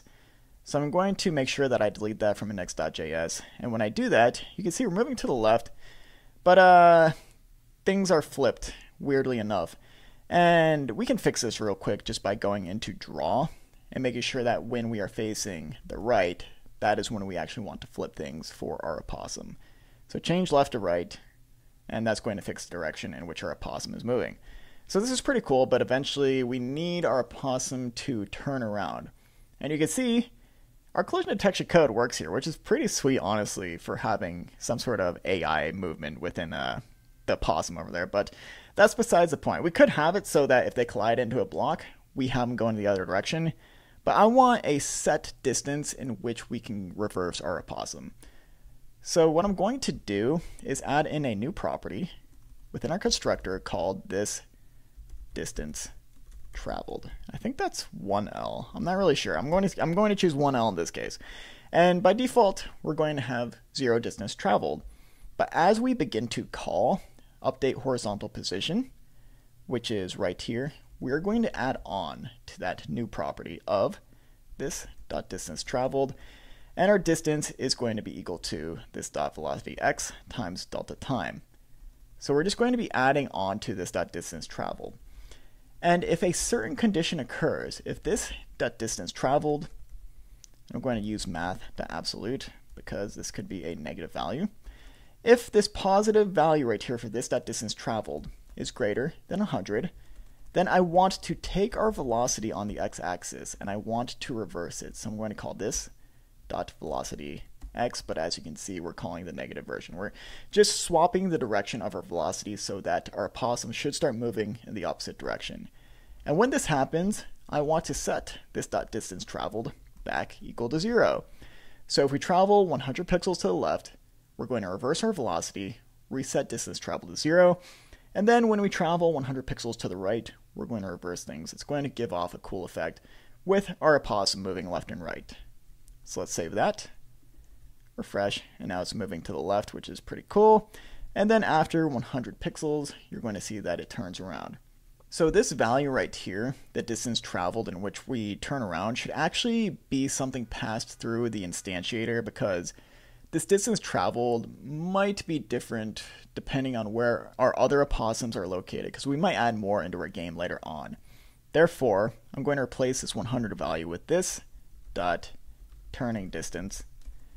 And if I do that, I need to go up to our constructor, add in the new property, this dot turning distance. What is the distance we need to travel in order to turn?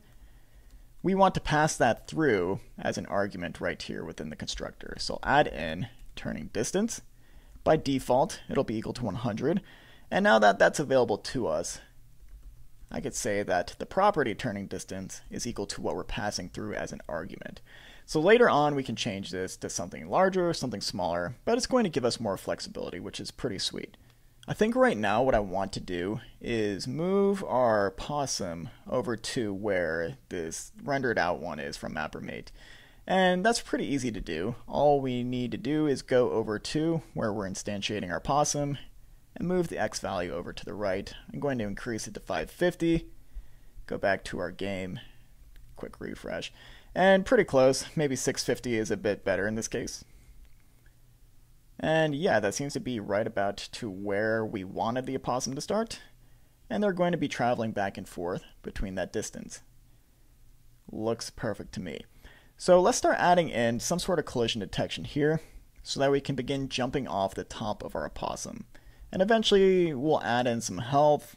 We'll make sure that we're checking for collision detection and reacting in certain ways based on where we're colliding with the opossum, but let's just add some simple collision detection in right now. What I want to do is go over to utils.js, and I'm going to create a new function. It's going to be called check collisions. We're going to pass in two arguments. The first is going to be object1, and the second will be object2. You can kind of think of this being our player and the opossum. So what I want to do here, I want to return a value. And this is going to be a condition. Under what condition are these two objects colliding with each other? Well, really, let's say square 1 right here is our player, and then this green square right here is the opossum. How do we check for a collision between these two? Well, the first thing we need to do is get the right side of our player. And we can get that by grabbing object1, and then getting its x-coordinate. So the x-coordinate actually starts on the left, but to get the right side of our player, we can add on our player width, which we will do by adding on object1 dot width. That's the right side of our player. We could say if this is greater than or equal to the left side of our opossum, the green box, then we know we are colliding in that direction. So we'll have object2 dot x. But we want to check for all sides of our boxes. Right now, we just checked for the right side of our player. We also need to check for the left side of our player. So we want to add on to this conditional an and statement that says and if the left side of our player, so object1 dot x, is less than or equal to the right side of our opossum, which we can get with object2 dot x plus object2 dot width. We know that the two are colliding from the left side of the player. Make sure that you wrap this in parentheses when you add the and statement, but now we need to check for a collision on the top side of our player. So let's do that now. How do I get the top side of my player? Well, I can reference object1.y, and I want to say if object1.y, the top of our player, is less than or equal to the bottom of our opossum. And I can get the bottom with object2.y plus object 2.height. Then I know the two are colliding from the top side of our player. But now I need to do the same thing for the bottom side of our player. Are we colliding with the opossum then? How do I get the bottom of our player? I can get object1.y and then add on to this object1.height. Is this greater than or equal to object2.y? If so, we know they're colliding from the bottom side of our player.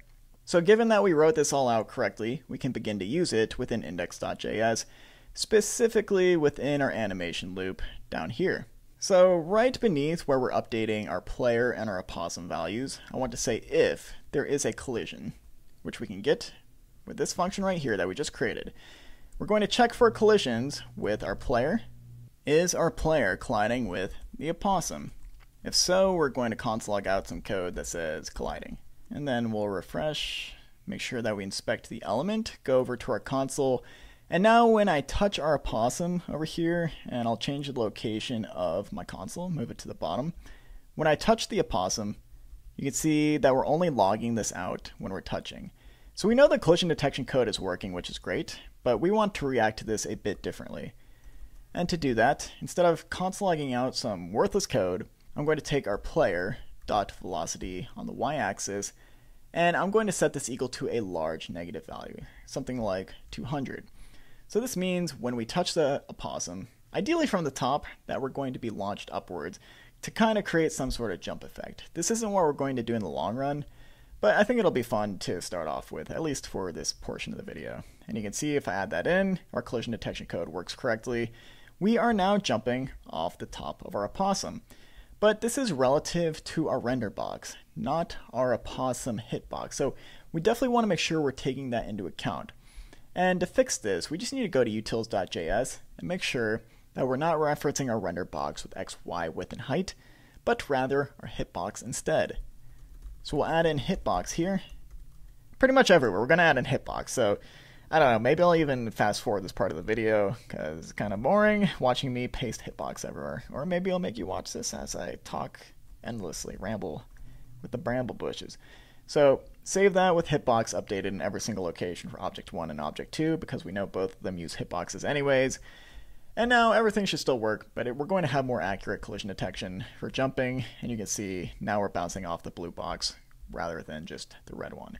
And if we want to be super cool here, we can comment out the debug boxes for our opossum in both of those locations. Go back to our game, and now we're going to get an even cooler effect that we can see better. So cool, now we're jumping off of our enemy right here. We're going to create that jump even if we run into the side, but we're going to fix that very shortly as we begin to add in health for our player.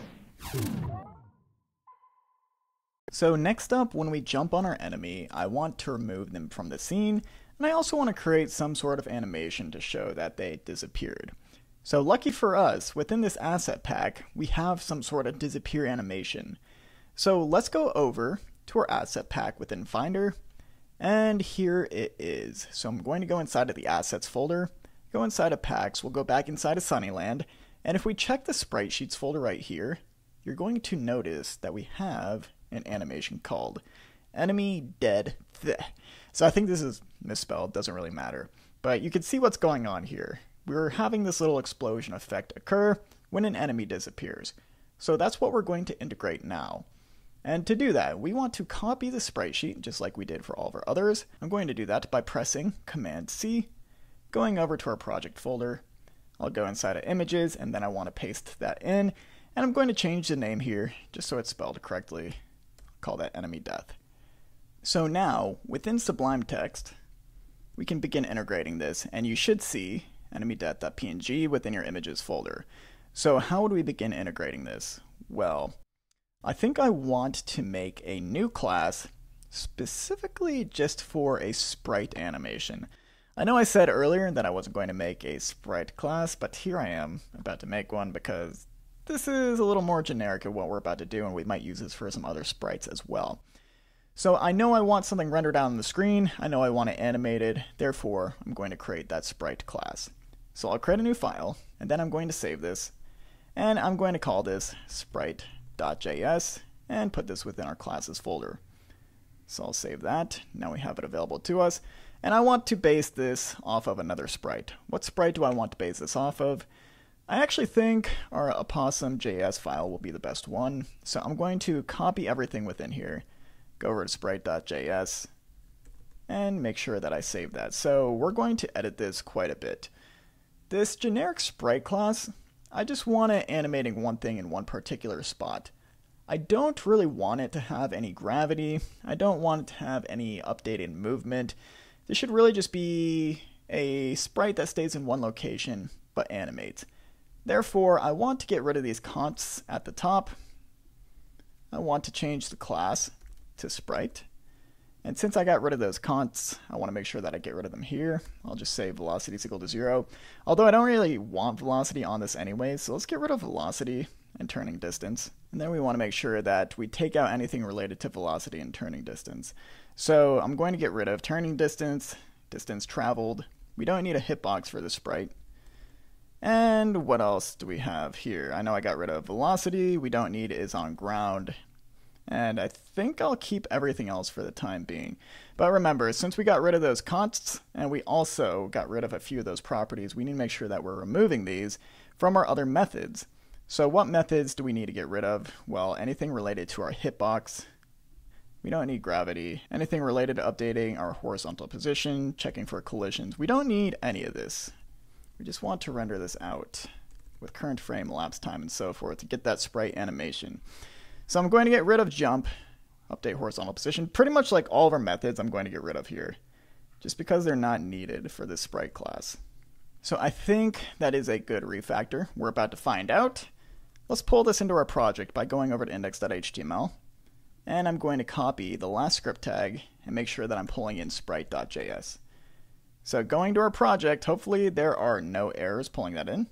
And I'm going to inspect element, go over to our console, refresh, and we seem to be good to go. So let's start implementing this to also make sure that our refactor was correct, that we have no errors in the process. To do that, I'm going to go to index.js, and I want to find where we created a const of opossum, and make sure that I'm creating this in similar spot here. So I'm going to create a const, but I'm going to call this sprites.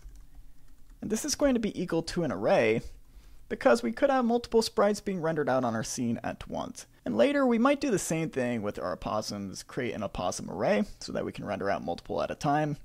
But for the time being, let's just focus on the sprites.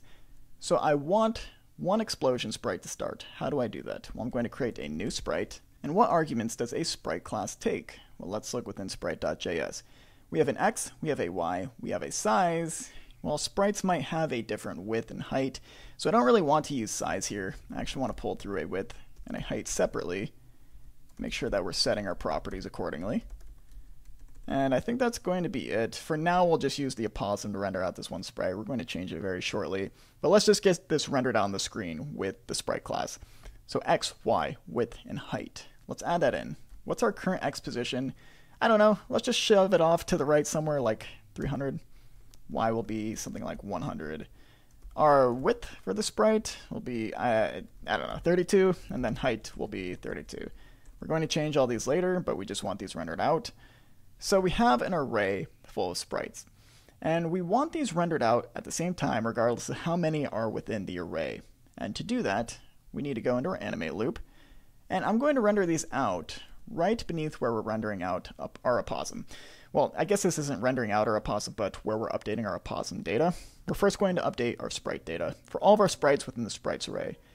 So one way we could do this is by calling sprites.forEach, looping through every sprite within that array, and then calling something like sprite.update. But the reason I'm not going to do things this way is because we are going to be removing sprites from this array over time. And if we loop from the beginning of an array to the end and remove something as we're looping through that, we're going to get some sort of render flash on the screen. We don't really want that, and the way to fix this is to loop from the back of an array. I know it sounds kind of weird, but hopefully I can explain it as we go. So to loop from an array backwards, we're going to use a for loop. And we're going to declare for our first little portion of the for loop, we are starting at the back of an array. So what value represents the back of an array for our sprites array?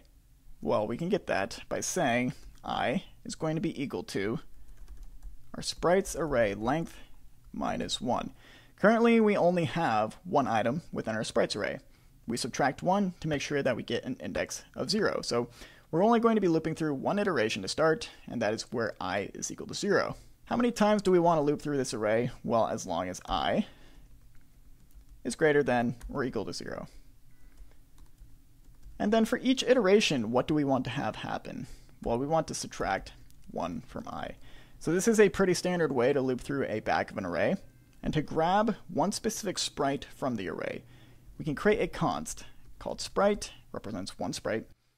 And then we're going to grab our sprites array and use the index in which we're looping over currently. So we're starting from the end. We only have one sprite anyways. I is equal to 0. We're grabbing that one array and storing it within sprite. And when we grab this sprite, on top of that, we can call its update method, which we know we have within sprite.js. Here it is on line 68 for me.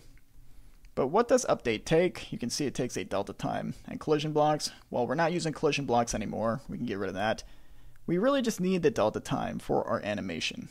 Therefore, within sprite.update, I'll pass in delta time like so. So that's going to update all of our sprites values, but we also need to render our sprite out on the scene. And I really only like doing that later on within the animation loop. So I'm going to do it right beneath opossum.draw, but since all of our sprites are within an array, we need to make sure that we're looping through it. So we already know that we're looping through everything right here with this for loop. I can copy this, and right beneath opossum.draw, paste it in, and instead of calling sprite.update, I want to call sprite.draw. Pass through the delta time. Let's see if that is a required argument. For draw, all we have to pass through is the canvas context. So instead of passing through delta time, I'll make sure that we're passing through C. And if we did all this correctly, we should see an opossum rendered out on the screen in a location of, where did we say? 300, 100, and it should be moving. So let's just see how things look. Let's go back to our game, refresh, and it looks like I have an error right here, sprite.determineDirection. We don't really need to determine a direction because we're just not using that functionality right now. So I'm going to get rid of this completely. Within our sprite class, we don't need that. We don't need anything required of facing either. So I'm going to get rid of anything related to facing. All right, let's save that, try again. And there is our opossum rendered out on the screen in one specific position. So obviously, we're not really going to be interacting with this one sprite. We want this to be an explosion sprite, but I also want the class to be dynamic because what if we have some sort of other animation in which we want to insert into our game? Well, it'd be really easy to just use that same sprite class, have it animate, and use it from that. So to make our sprite class dynamic, the main thing we need to add here is some sort of argument to reference our image source. So right now we have this hard-coded, but it would be nice for this to be dynamic. Therefore, within our constructor, I'm going to say I also want to pass through an image source. And that is going to set our HTML image source property right here. So I'll replace that hard-coded string with image source, and now we need to make sure that we're passing through a source when we're creating our new sprite. So I'm going to add that when we instantiate our sprite right here. And what image do I want to reference? Well, I want to go inside of our images folder, and then I want to reference enemy-death.png. So now we should see a different animation. I don't think these coordinates are correct for this animation, but we'll see very shortly. We'll go back to our game. And now we have some sort of explosion animation. So it's in the works, but we need to make sure that all of our sprite values are correct in order to get a good look here. And to do that, I'm going to refactor our sprite class a bit more. Really, I only want our sprites to have one sort of animation associated with them, at least for now. So instead of having this sprites array, I'm going to get rid of that. I'm just going to assign our current sprite equal to one object.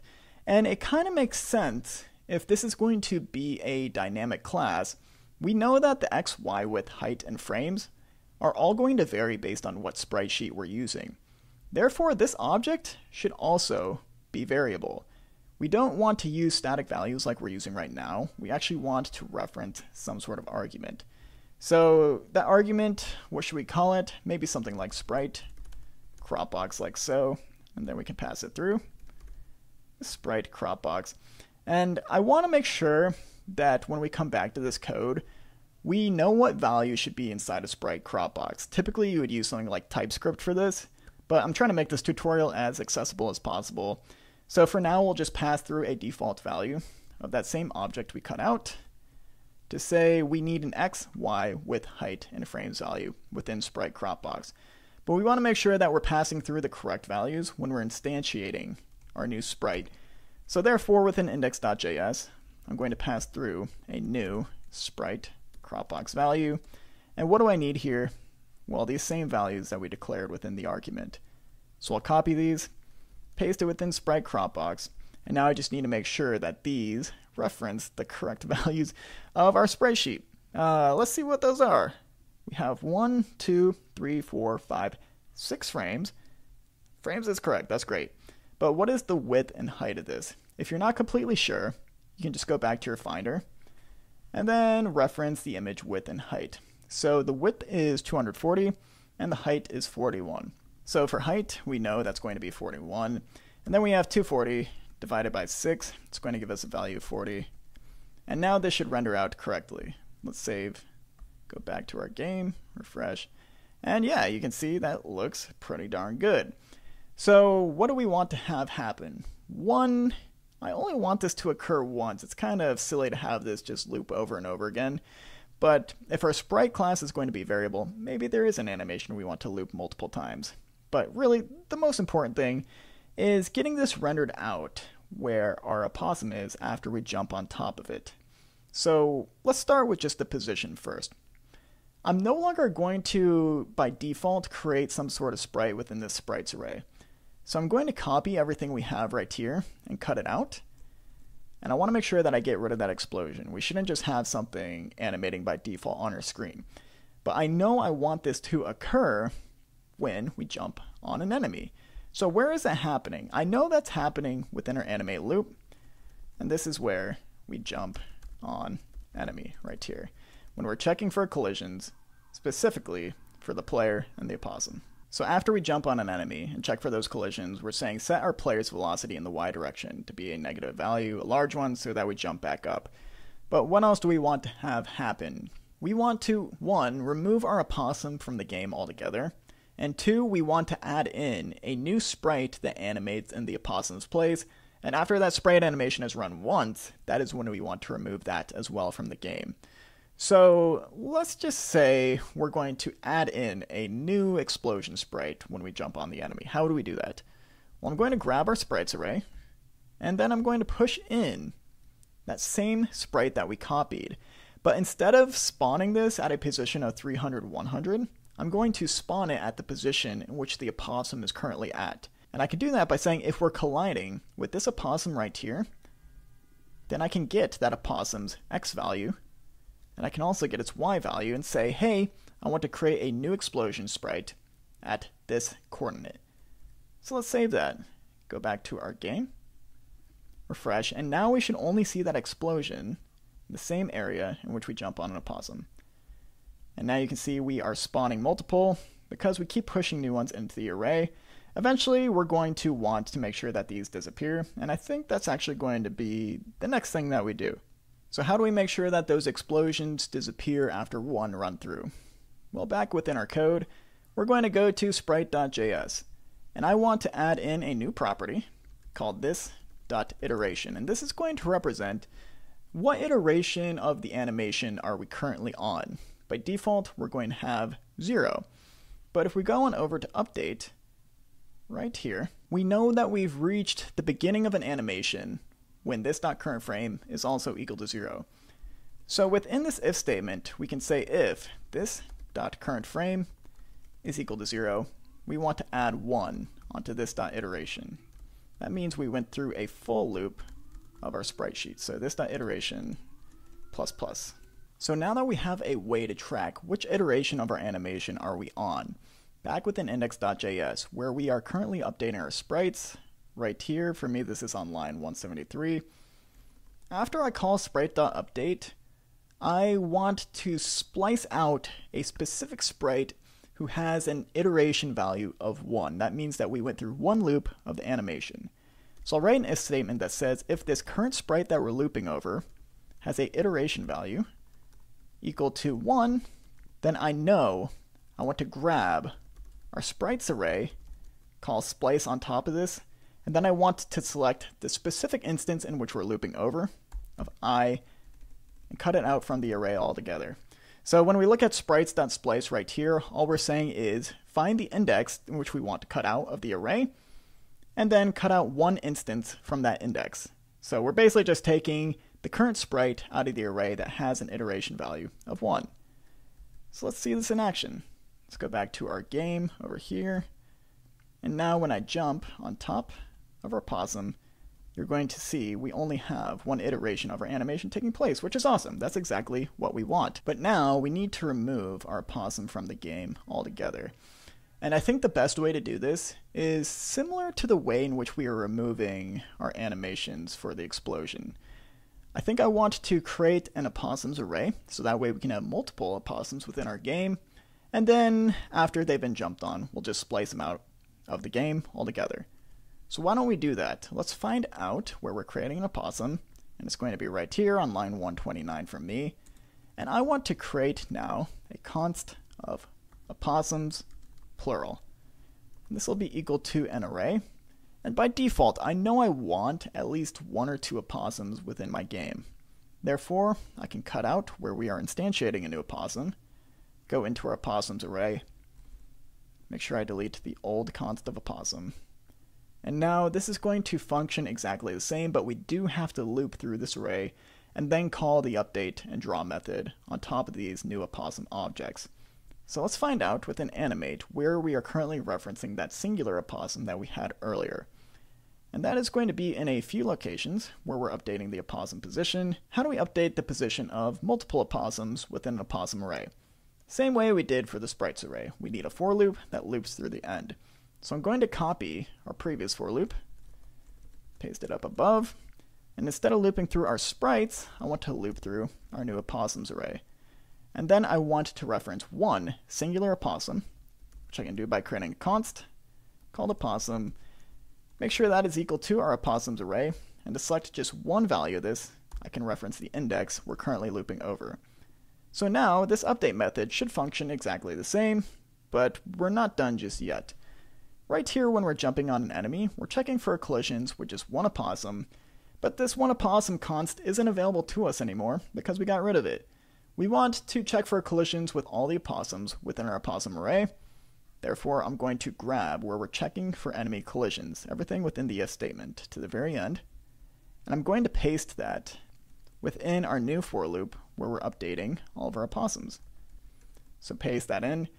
Now our collision detection should function the same, but we're not done just yet. Preemptively, I'm going to copy our for loop right here, where we're looping through the end of our opossums array. And I know that we're drawing out one singular opossum down here. Now we want to make sure that we're looping through our opossums array. Make sure that we have that one singular const, so that we can call opossum.draw. And this is going to be referencing our opossums array with one singular index to get that one singular opossum. So I think those are all the locations in which we are referencing one singular opossum. So let's save this, refresh, see how that works, and yeah, it looks like everything is still functioning exactly as we want to. But the cool part is we can add multiple opossums this way. If we go back to that opossums array within our code, yes, we created one opossum here, but if I were to duplicate this and move the X value over to the left a little bit, let's say 550, save that and refresh. Now we have 2 opossums in place, which is pretty sweet. So we can jump on top of these, create explosions, but like I said, we want to remove these from the game after a jump occurs. So to remove these from the game, we want to go to where we're checking for collisions between our player and opossum. Yes, we're pushing in a new explosion sprite, but after we push that in, I want to make sure we're calling our opossums array and calling splice on top of that. What do I want to splice out? From what index? Well, from the current iteration we're looping over, because we know that's the one opossum that we just jumped on. And then I want to remove one opossum from that current index position. by adding 1 as the second argument. And really, that's all there is to it. So now we should see the opossums disappear after we jump on them. Let's do that now. And I think that's pretty darn perfect for some sort of disappear animation right there. So one thing I would fix is I just noticed that the opossum width and height is a little off compared to what we had in MapperMate. And I think that's due to the fact that if we check opossum.js, yeah, we're using size for both our width and height. So instead of referencing size here, I'm going to add in a width and a height. Make sure that those properties reference those arguments. And if I change this up like so, whenever I create a new opossum, back within our opossums array, I can no longer use size. I need to use a width, and then I need to use a height for both of these. So I'll get rid of size for both instances. And that should function exactly the same with that, and it does, but what is the actual size of our opossum? We can always find out by going to Finder, and then looking at opossum.png. And if I look at the size here, we have 28 for height and 216 for width. This is a 6-frame animation, so if I take 216 divided by 6, the width is going to be 36. So whenever we have width for creating a new opossum, we want to use 36. And I believe that height, yeah, the height was 28. So this is going to give us the correct rendering, but our collision detection code might be a little off in this case. We're going to find out real soon. And yeah, so our opossums are currently stuck in the ground using these new values, but as you can see, the width and height of these is pretty accurate to what we created in MapperMate, so I like the way that looks. But let's fix that collision detection code real quick. Over in opossum.js, I'm going to uncomment our debug boxes to see what's going on here. And if I do that, you can see that our hitbox is just too far beneath our render box.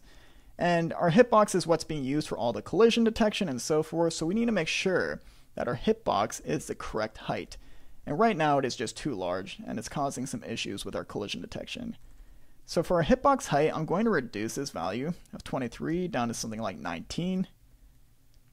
And that might have actually been perfect, a great value to choose from the get-go. And yeah, that should be all we need to do there to fix the collision detection. Just make sure that the hitbox value is on the very bottom of the render box, and things should go back to normal. And yeah, that looks pretty good to me, so I'm going to uncomment, or I guess recomment, the hitboxes.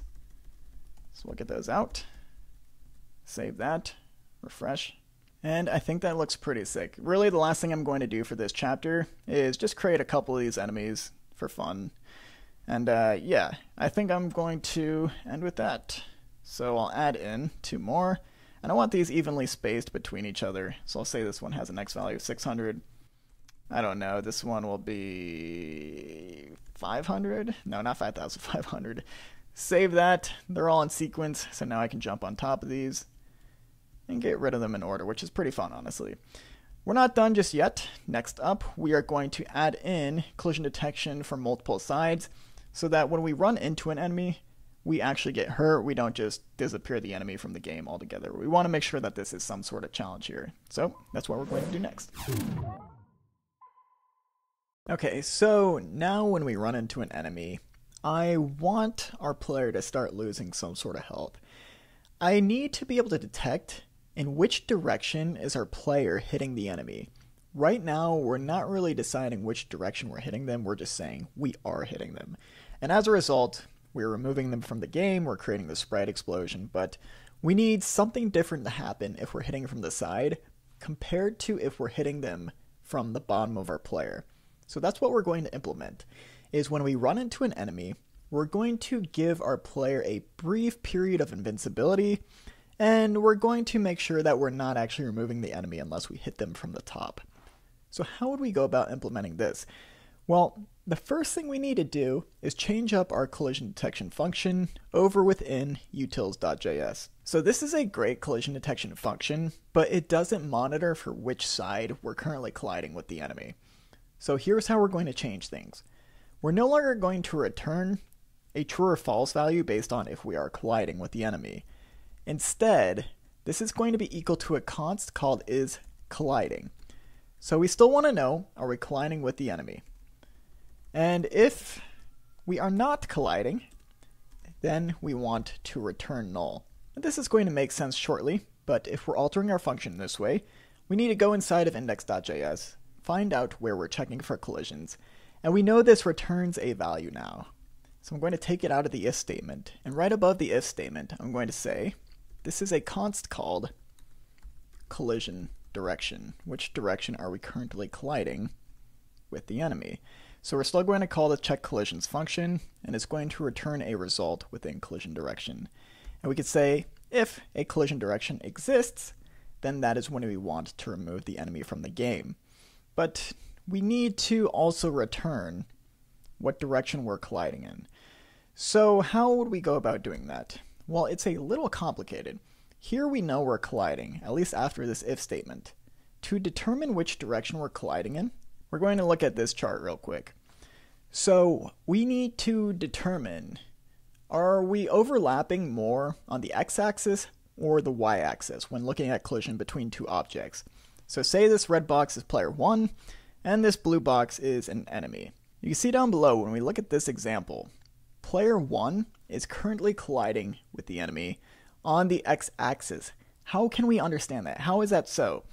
Well, really, we can determine which axis we're colliding on based on whether or not the overlap right here is less than the overlap on the y-axis. So this red line right here represents the distance of overlap on the x-axis between two objects, while this right here represents the distance of overlap on the y-axis. Whichever overlap is shorter means we are colliding on that axis. So here we would be colliding on the x-axis. But if we look at this example over here, clearly you could see that the y-axis distance of overlap is a lot less than the x distance. In this case, we would say that we are colliding from the bottom of the player to the top of the enemy. So really what we want to do is get the amount of overlap on both axes, compare the two together, and based on which one has less distance, we are going to say we are colliding on the x or the y-axis. So let's start getting the overlap between the two objects. If our player's right side were to overlap with our enemy's left side, how much overlap would we have right here? How do we get that distance? Well, over within check collisions, we could say that we have a const of x overlap. And this is going to be equal to a math.min value, where we get the right side of our player. So we're saying right here that our player is object 1. To get the right side of object 1, we can grab object 1.x and then add onto this object 1.width. So we're getting the right side of our player here, and we want to subtract from this the left side of whatever enemy we're currently looping over. And to get that, we can reference object 2.x. That is going to give us the overlap between these two objects for the right side of our player. But we also want to take into consideration we might be overlapping with our enemy from the left side of our player. We always want to get the minimum overlap in this case. So is there less overlap here when the left side of our player is overlapping with the enemy, or is there less overlap over here on the right side of our player?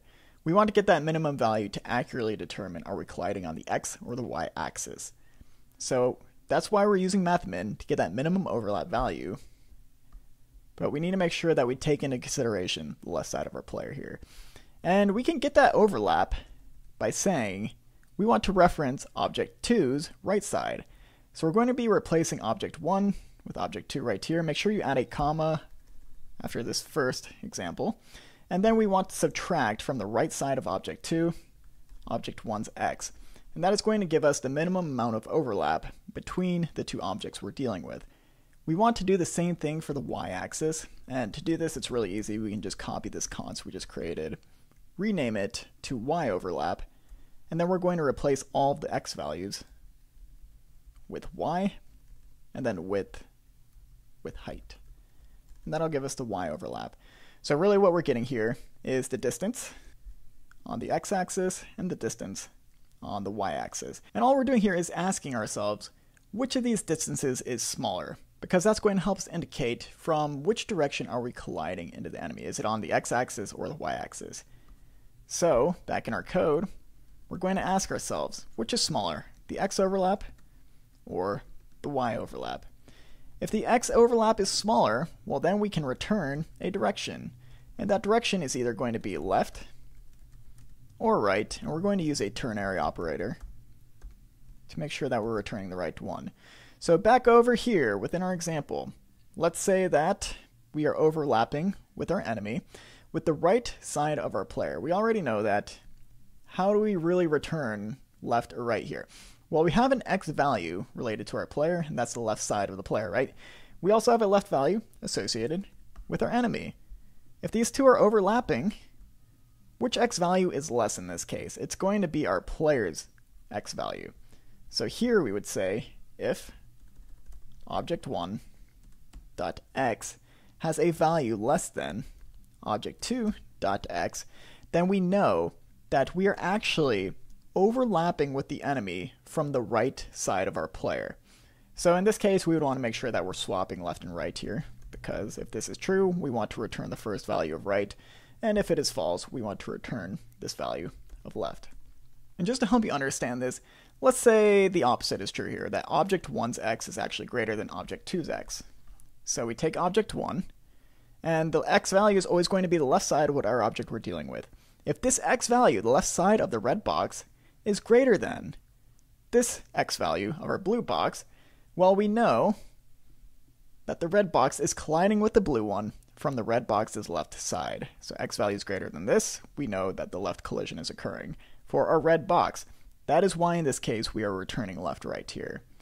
So we know if the X overlap is actually greater than the Y overlap, that our player is probably colliding with our enemy from the bottom or the top side of the player, that is. So we're going to add an else statement that says we want to return something similar to what we have here. We're going to copy and paste that, but all we need to change in this case is X to Y. And then if object1's Y value is less than object2's, from what side of object1 are we colliding with object2? It's going to be the bottom. And then the only other option is going to be top. So this is going to give us which direction is player 1 currently colliding with whatever object we put here in object 2. And yeah, let's just go ahead and test this out. I'm going to find where we have this if statement. And as we collide with some sort of enemy, I want to log our collision direction. Let's save this, go to our game, hit inspect, open up the console, refresh. And now when I come in from the side, I want to see something logging out right in this case. And you can see right there we collided on the right. Yes, they still disappeared. We're going to change that shortly. But if I come from the top of an enemy, you're going to see that we collided with the bottom of the player. So we know this is working correctly. And now we can add some conditions in here to say we only want the enemy to disappear if we're colliding from the bottom of the player. So here, where we're changing our player's velocity, we're pushing in a new sprite, and we're taking our possum out, we really only want that to happen if our collision direction is equal to bottom.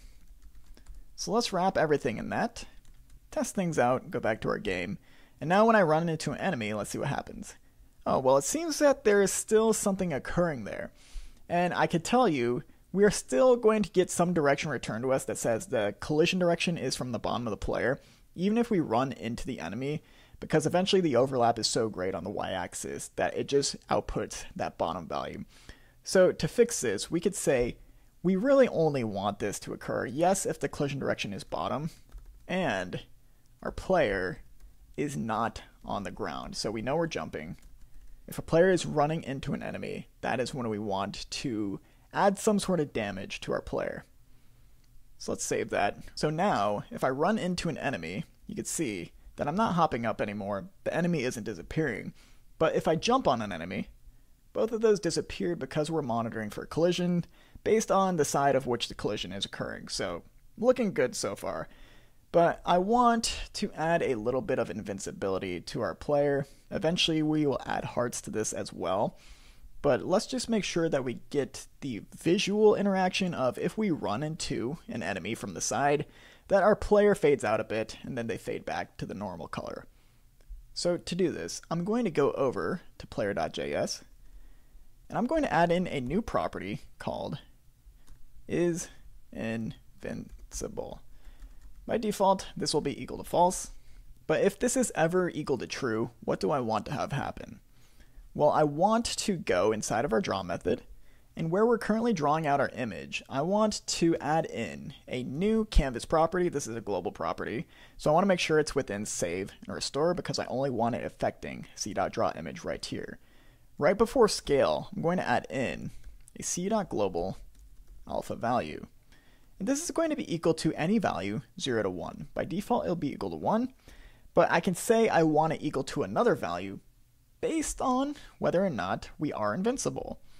So I can say if this dot property of is invincible is equal to true, then I want our global alpha to be equal to 0.5. And that's going to give this drawImage method right here some sort of transparency, as if the drawImage is faded out a little bit by 0.5 opacity. Else, if we're not invincible, of course I want the global alpha to be 1 to show the full amount of our image. So how do I set this is invincible property equal to true? Well, to do so, I'm going to create a new method. And I'll just do this right above draw. I'll say that this is set is invincible. And if this is called, what do I want to have happen? Of course I want to set is invincible equal to true. And I don't want this to go back to false unless a certain amount of time has passed. And I can do that with a setTimeout method. This is provided to us by JavaScript by default, so we don't need to pull in anything from a library. And the first argument here is going to be a callback function. So after X amount of time has occurred, what do we want to have happen within this callback function? I want to take this property, and I want to set it equal to false. And the second argument within setTimeout is going to be the amount of time in milliseconds that we want to pass before we call whatever is within this callback function. So if I want a layer of invincibility for about 1.5 seconds, I'll make sure that this value right here is 1500. So now whenever we hit an enemy from the side, we want to call set is invincible. Let's do that now. We know we're hitting an enemy from the bottom right here, but we can also say at the end of this if statement, else if here, that checks if our collision direction is actually equal to the left of the player or the right of the player. So I want to add an or operator. That also checks for the right side of our player. And what happens in this case? Well, if we're running into an enemy from the left or the right, then we want to call player.set is invincible. So given that we did all this correctly, we'll save, refresh, and now when we run into an enemy, we should see our player fade out a bit. So I'm going to do that. And yeah, there you go. You can see that we're setting that property of is invincible, and we're no longer just hopping up when running into the enemy. But if we hop on the enemy from the bottom of our player, we're not setting that property. So really, now we have a way to track whether or not our player has been damaged. So next up, we're going to add some heart interfaces to make sure we're tracking how much health we have left in the game. So we have our invincibility in place, but now I need some sort of indicator to show how many hearts we have left, and when we reach 0, we want to do some sort of game over or game restart. So to begin implementing some hearts that show on our screen, I'm going to go into sprite.js to start, and I'm going to copy all the code we have in here and create a new file, paste in all that copied code, and I'm going to save this as heart.js because this is going to be a bit different from the sprite class. I only want a static animation here. I don't even know if I'd call it that. More like a static sprite showing in this case. So within heart.js, I'm going to change the class name here to heart.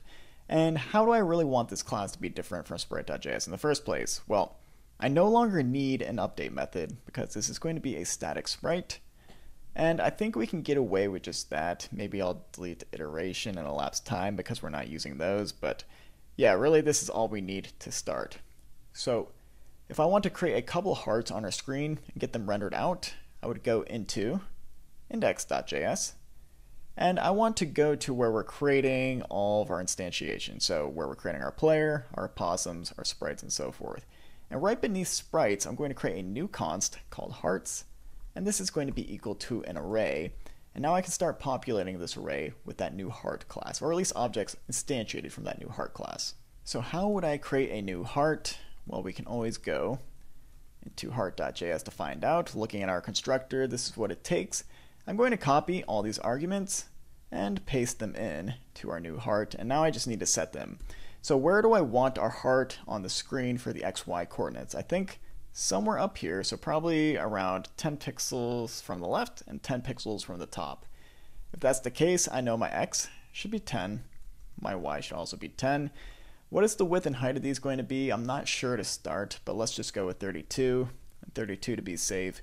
Our image source, well, we don't have one just yet for our hearts, but we're going to get one. For now, let's just reference enemy death.png, and that is within our images folder. Let's not forget that. And our sprite crop box, I don't even remember what these values represent for the default, but it doesn't really matter. We just want to get something rendered out on the screen for our hearts in this case. So we have this hearts array, we have an instantiated heart inside of it.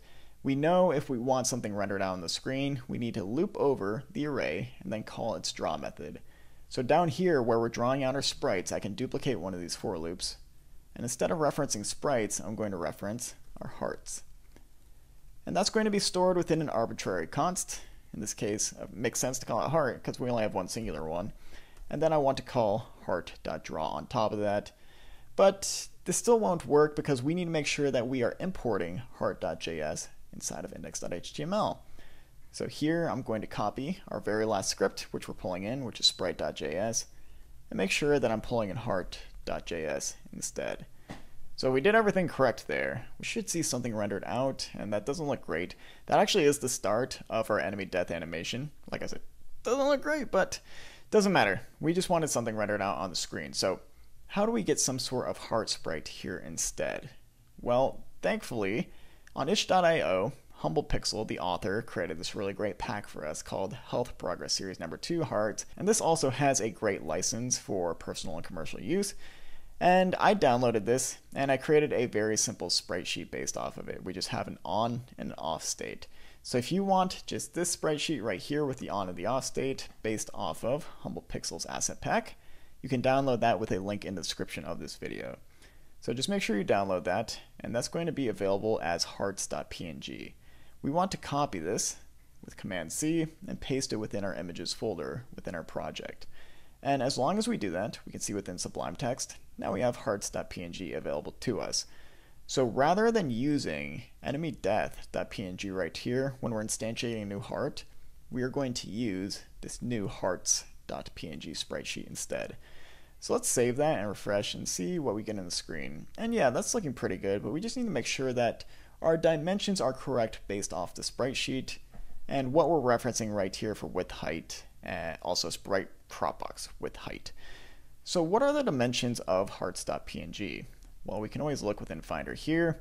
It looks like it's going to be 42 by 18.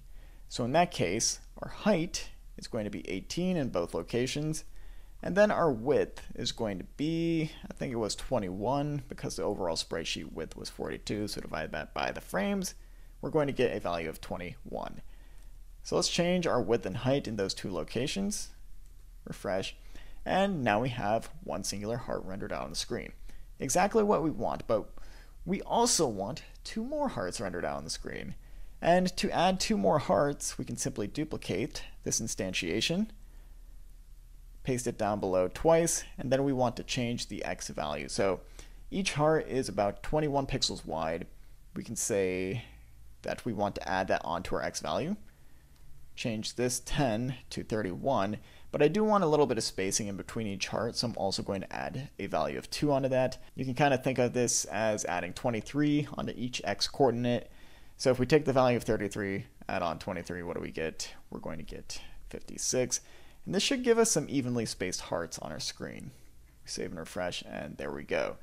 So now we need a way to turn off the very last heart, but only if we run into an enemy and activate this invincibility mode. To do that, we can go inside of hearts.js and create a new property for our heart. And this property is going to be called depleted. By default, is a heart depleted? No, it's not. It's going to be false. But if it is, what needs to happen? Well, looking at hearts.png, we know we're rendering out the very first frame right here. Pretty simple. But if hearts is depleted, we want to render out the second frame. And to do that, we can change the value of current frame from 0 to 1, it's just going to push that crop box over to the side, because remember, we're using current frame to actually draw out our image right here, and depending on what this value is, we're going to be moving our crop box around for whatever image we're dealing with. So within our draw method, right beneath let x, I'm going to say if this is depleted, then I want this dot current frame to be equal to 1. And we can check this by setting depleted equal to true within our constructor. If everything goes according to plan, we should see all these turned off, and there we go. But by default, a heart should not be off, at least for this game, so I'm going to make sure that that is equal to false. Save and refresh, and we're on the right track here. So now we just need some sort of method to only turn off the last heart as we get hit. And we can begin implementing this by going to index.js and finding out where we're running into an opossum, and that is actually happening within our function of animate, where we are colliding with the player and opossum. So right here, when we set our player to is invincible, right before that, I want to grab the very last heart within our hearts array, at least the last full heart within our hearts array, and then I want to set its depleted value equal to true. So first thing we need to do is grab all the full hearts within our hearts array. We can do that by creating a const of full hearts, grabbing our main hearts array, and this could be depleted or non-depleted hearts, but if we call filter on top of this, filter takes a callback function. So just a basic arrow function, and there's going to be an argument passed through this arrow function by default. And it's going to be whatever value we're currently looping over within the hearts array. So think of filter as just looping over each individual heart within the array, and then we can return some sort of condition to say whether or not we want to return it to a new array in which we're storing within full hearts. So the first argument here within the callback function is going to be an arbitrary value, and I'm just going to call it heart because we're looping over each individual heart within the hearts array. And then filter requires a return statement to say under which condition should we be returning a heart. Well, if the heart we're looping over has a depleted value equal to false, indicated by the bang operator right here, then we know that it hasn't been depleted and we want to store it within the full hearts array. So we have all the full hearts available to us, but under which condition do we want to set a full heart equal to depleted? Well, we want to grab the very last one, and we can do that by grabbing the array, and then we can reference its index, and we're going to say full hearts dot length -1. Grab its depleted value and set it equal to false. But we only want this to happen under certain conditions. One, if the player is not invincible, because if the player is invincible and we're running this over and over for all the full hearts, they're just going to deplete really quickly. I want to make sure that we have some space in between when we're setting this depleted property equal to false for the last heart. So I'm going to say if our player is invincible, or actually if they are not invincible, this is when we want to set it equal to false. And also, let's say, what if full hearts has a length of 0? In that case, we're not going to be able to access anything right here and set its property of depleted equal to false. So I want to add an and statement here that says if full hearts dot length is not equal to 0, well actually, let's just say is greater than 0. Then in that case, we want to grab the last one, set depleted equal to false. And one last thing here, we actually want to make sure that we're setting the depleted property equal to true. A little confusing there, but of course, if a heart becomes depleted, we're kind of losing it in that case. So make sure we set this equal to true. And now when we refresh and run into an enemy, you're going to see that first heart depleted. If I do it again, the second depleted, and the third one is only going to deplete after the invincibility wears out. And you might have noticed right there, as I begin to move, we lose track of our hearts because they're currently being translated with the rest of our scene. Let's fix that real quick. We're going to go to where we're rendering out our hearts with our for loop, and we're going to grab that for loop and move it outside of the save and restore that we had going on earlier. So when we call c.save, we're kind of creating this little subsection which we can call global canvas methods on top of it. And c.save is happening right here, and we're scaling things up, we're translating it along with our camera. We want to move this out of c.save and c.restore. So I'm going to paste it down below, c.restore, save and refresh, and now our hearts are way smaller, and that is simply because we're no longer calling the scale on top of it, which we still want to do because we can't see the hearts right now. We want them blown up a bit. We just don't want this translate method happening right here. So a really simple way to fix this is just copy the csave and c.scale and wrap our for loop within the c.save and c.restore. So we're calling those global canvas methods, and we're only affecting whatever is within c.save and restore. We do that, and now our hearts look good again. If we start moving over to the right, you'll see that the hearts follow us because they're no longer being affected by c.translate, exactly what we want to start. So looking great, but when we hit 0 hearts, I kind of want to do some sort of basic restart. And to do some sort of basic restart, it's kind of annoying, but we need to make sure that we're resetting all the values that we're currently only setting on load. So things like our hearts, things like our opossums, our player, we want to set these back to their original values after our last heart has been depleted. And to do that, I think the easiest way is to create an init function. So right above our animate function here, I'm going to create a new one called init. This stands for initialize, and basically we're always going to call this whenever we have some sort of game over to make sure everything is reset. Now what do we need to reset? Pretty much anything that determines where our enemies are spawned, how many enemies are spawned, how many hearts we have, all that.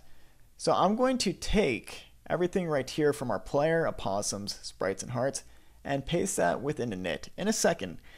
I know I'm going to change these values, and if I'm going to change them later on, I want to make sure that I'm changing their const to let. So for player, opossums, sprites, hearts, and what else do we have? I think also camera here as well. I want to make sure that I change all those to lets because I know I'm going to be changing them later on within init. So now I can grab everything from player down to our hearts, and I want to paste all of that within init. This is just saving me some time here. And now when I call init, I don't want to declare a new let. I want to take the previously declared let that we took up above, or at least that we changed up above from const to let. I'm taking this, and when I call init, I'm resetting it equal to the player's original position. And now I can do the same thing for our opossums array, just get rid of the let. Same thing for sprites, same thing for hearts. And there was one more value I want to make sure I reset when we reset our game, and it's going to be camera. So I'll take the camera object, and within init, make sure that we're resetting the x and y back to 0, so we're looking at the beginning of our map rather than wherever we are in the current space. So now we have init available to us, we can begin using it. And where do we want to use it? Well, where we're currently depleting our hearts and setting our player to is invincible. We already have this great if statement that says only deplete a heart if we have one full heart left. But if there are none left, what should we really have happen? I'm going to add an else if here that says if full hearts dot length is equal to 0, then I want to call init and basically reset everything. So let's save that, refresh, and then get our hearts down to 0. Hopefully we can see everything work perfectly just from that. So we're at 2, and now when I hit 3, we have 0 hearts, 0 full hearts that is. We should see everything reset, and there we go, we have full hearts again. Our player respawned, and we have all of our opossums in new positions. We can test this out one more time.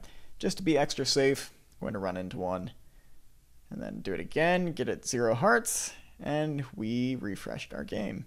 Cool. So obviously this is just some basic game over restart functionality. You can definitely take this to some further level by adding in an interface and so forth, but I think for now that is good. We're going to move on to collectibles next.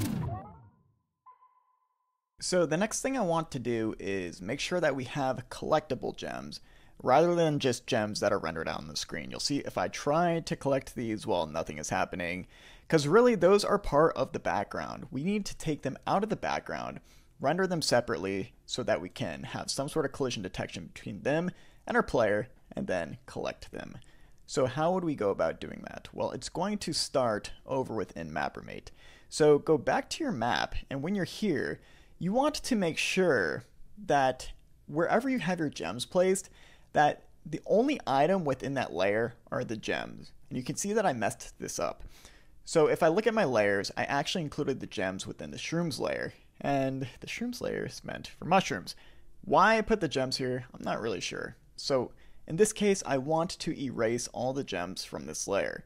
I'm going to click on the layer, and then I'm going to click the eraser tool, and I'm going to erase all the locations in which I have gems placed. And I think that is it for now.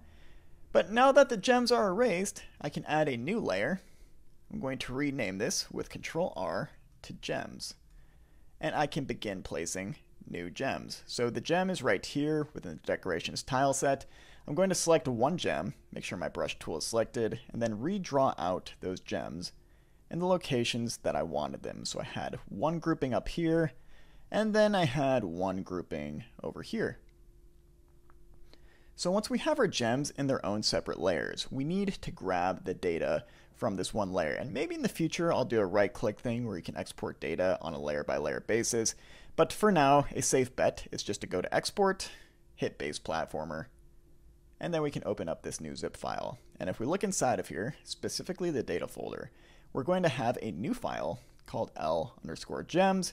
This is exactly what we want. So I want to copy this file right here and then paste it into our project. So I'm within Sunnyland. I want to go inside of my data folder, and then I want to paste that right there. So if we go back to our code within Sublime Text, now we can see this file, L_gems.js, contains all the data related to our gem objects in which we just placed. But if we want to make use of this within our code, we need to make sure that we're importing it into index.html. And to do that, we can copy one of the script tags. And these were all generated for us when we did our initial export with MapperMate. But since we're kind of doing one extra export thing right here with an extra layer, we need to make sure that we're copying one of the current script tags and then importing that new data layer separately. So that is going to be called L_gems with a capital G. And now we should be able to use this within our game, specifically this const of L_gems.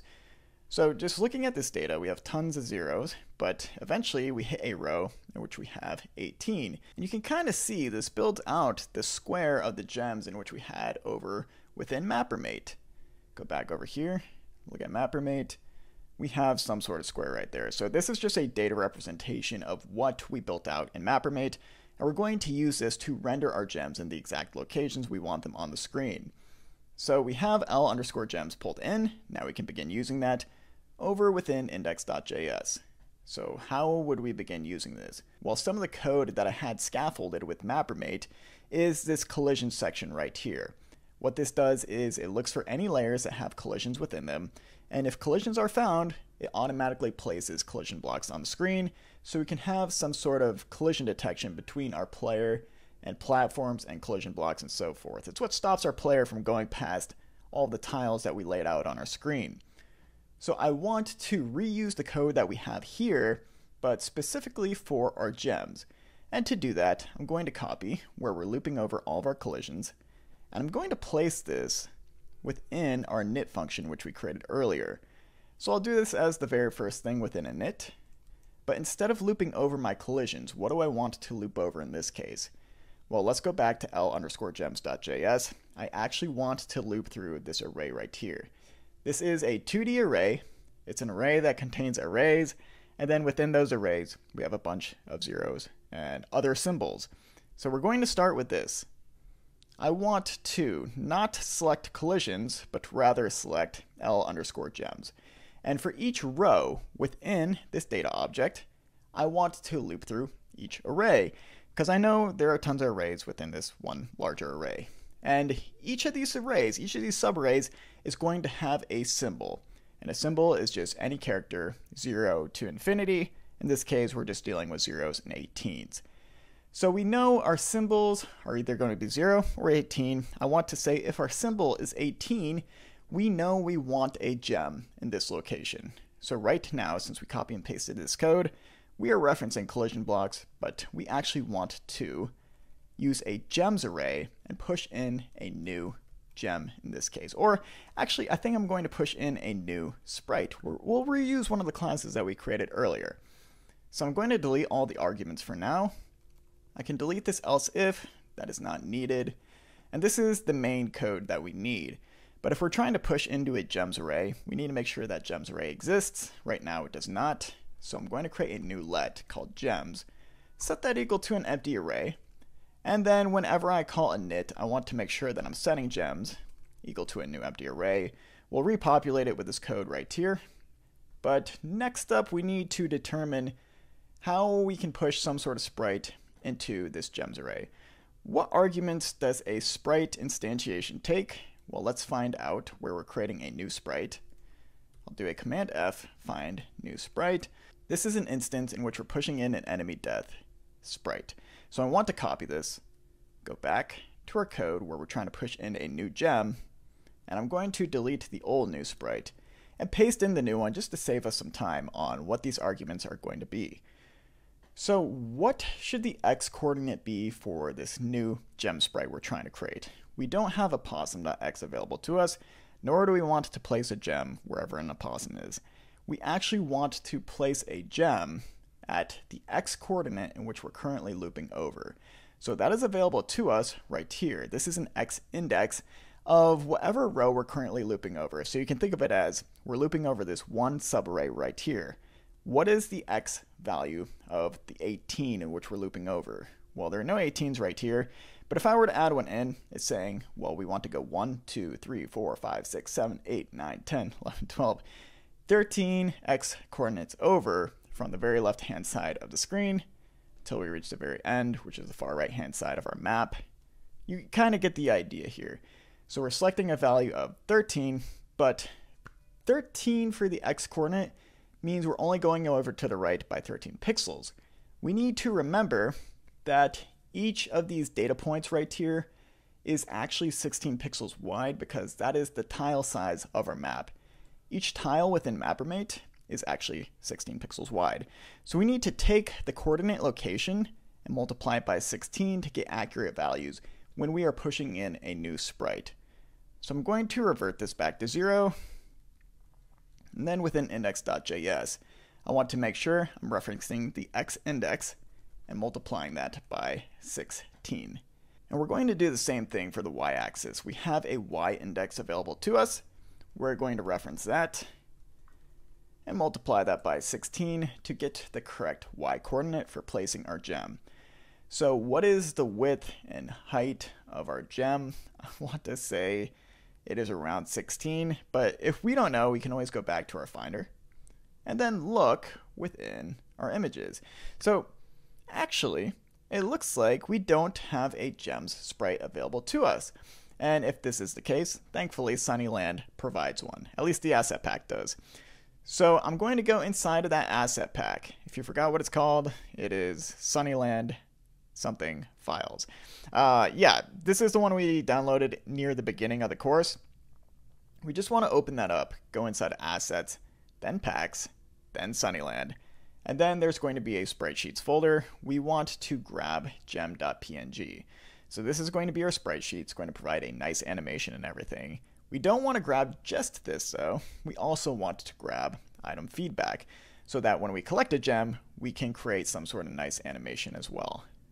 So I'm going to select both of these by pressing down on Shift, clicking the other item in which I want, hitting Command C, and then within my images folder, I'm going to hit Command V to make sure that our gem and item feedback are within our project. So I wanted to look at gem.png. How big is a gem? Well, I know it is 13 pixels high, but how wide is this? Right now it says 75, but I have 5 sprites inside of here. What is 75 divided by 5? We have an official gem size of 15 by 13 in this case.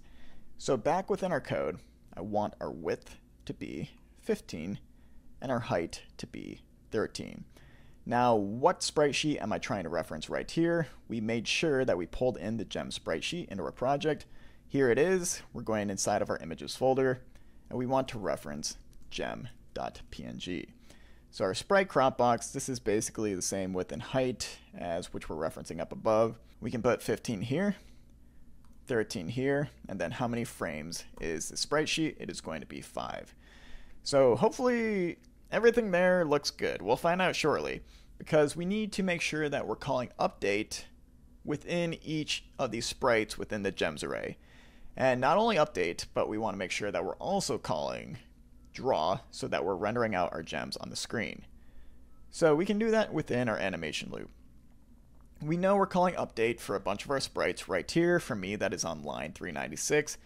I want to copy this for loop for our sprites, paste it down below, and I want to loop through not our sprites, but our gems instead. So every instance in which we had sprites, plural, I want to change that to gems. And every instance in which we have sprite singular, I also want to change that to a singular gem. We don't need this code down here in which we're taking out a sprite if its iteration is 1, because gems aren't functioning like that for their animations. We'll see that shortly.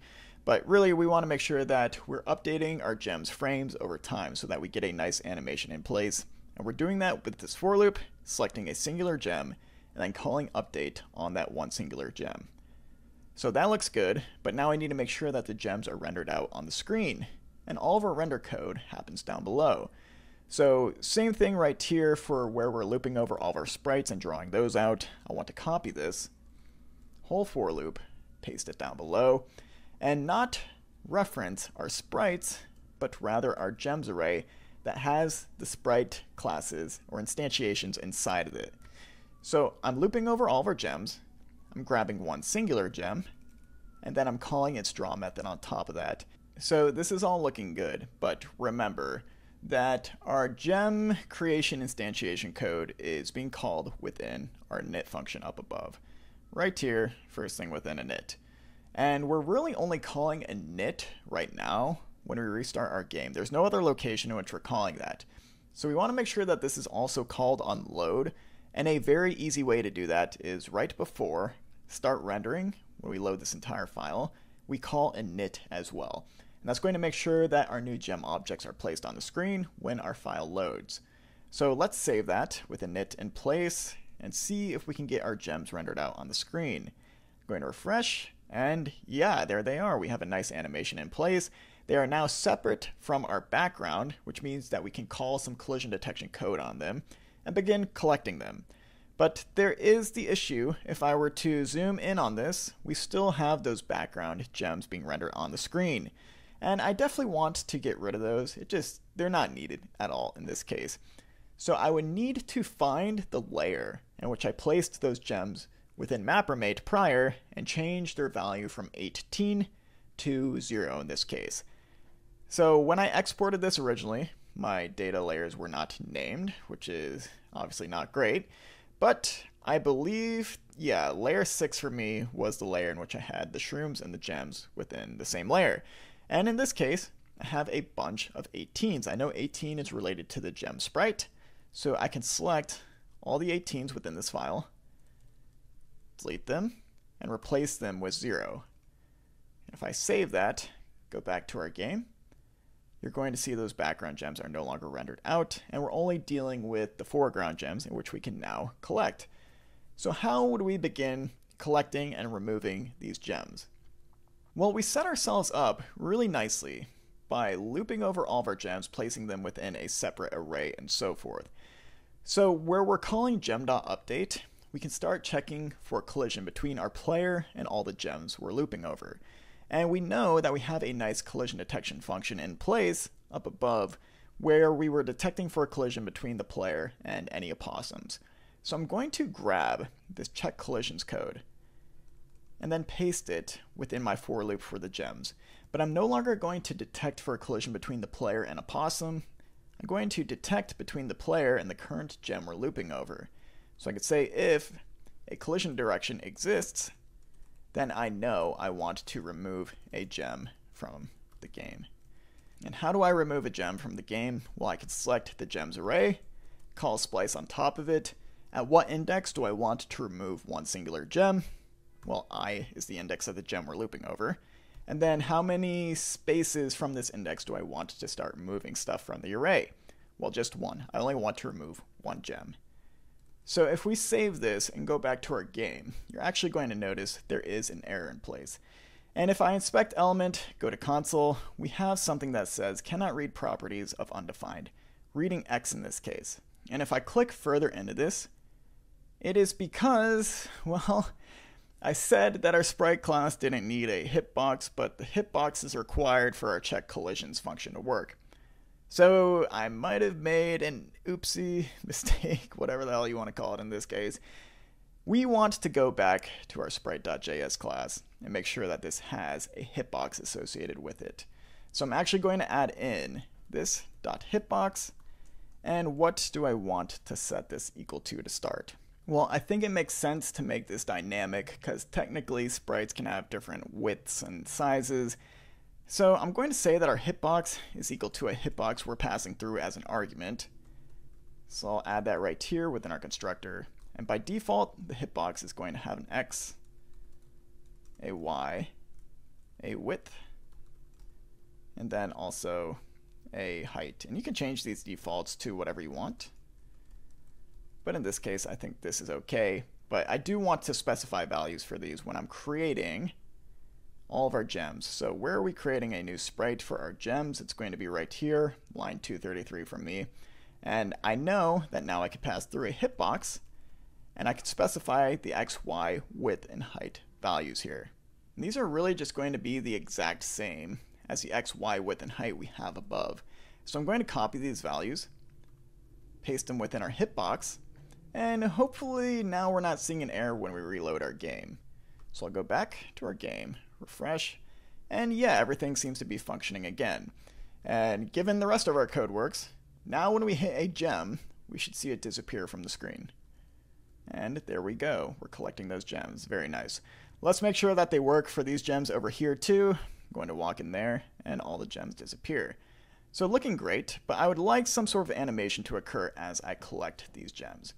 And we added an animation when we copied over our sprite for gem.png. That animation is going to be item-feedback.png. So how would I start using this? Or how would I create this animation as I were to collect a gem? Well, within index.js, right here, within animate, where we are currently splicing out a gem, before we remove anything, we want to create an item feedback animation. And we know we were kind of creating this, not really an item feedback animation, but an enemy death animation when we removed an opossum from the game. And we did that up above. We said if an opossum is removed from the game, then we are pushing in an enemy death sprite to our sprites array. We can basically just do the same thing but using a different sprite in this case. So I'm going to copy this entire chunk of code, sprites.push, and then where we're splicing out our gems, right before that, I want to paste in that same code. So where do I want this animation to occur?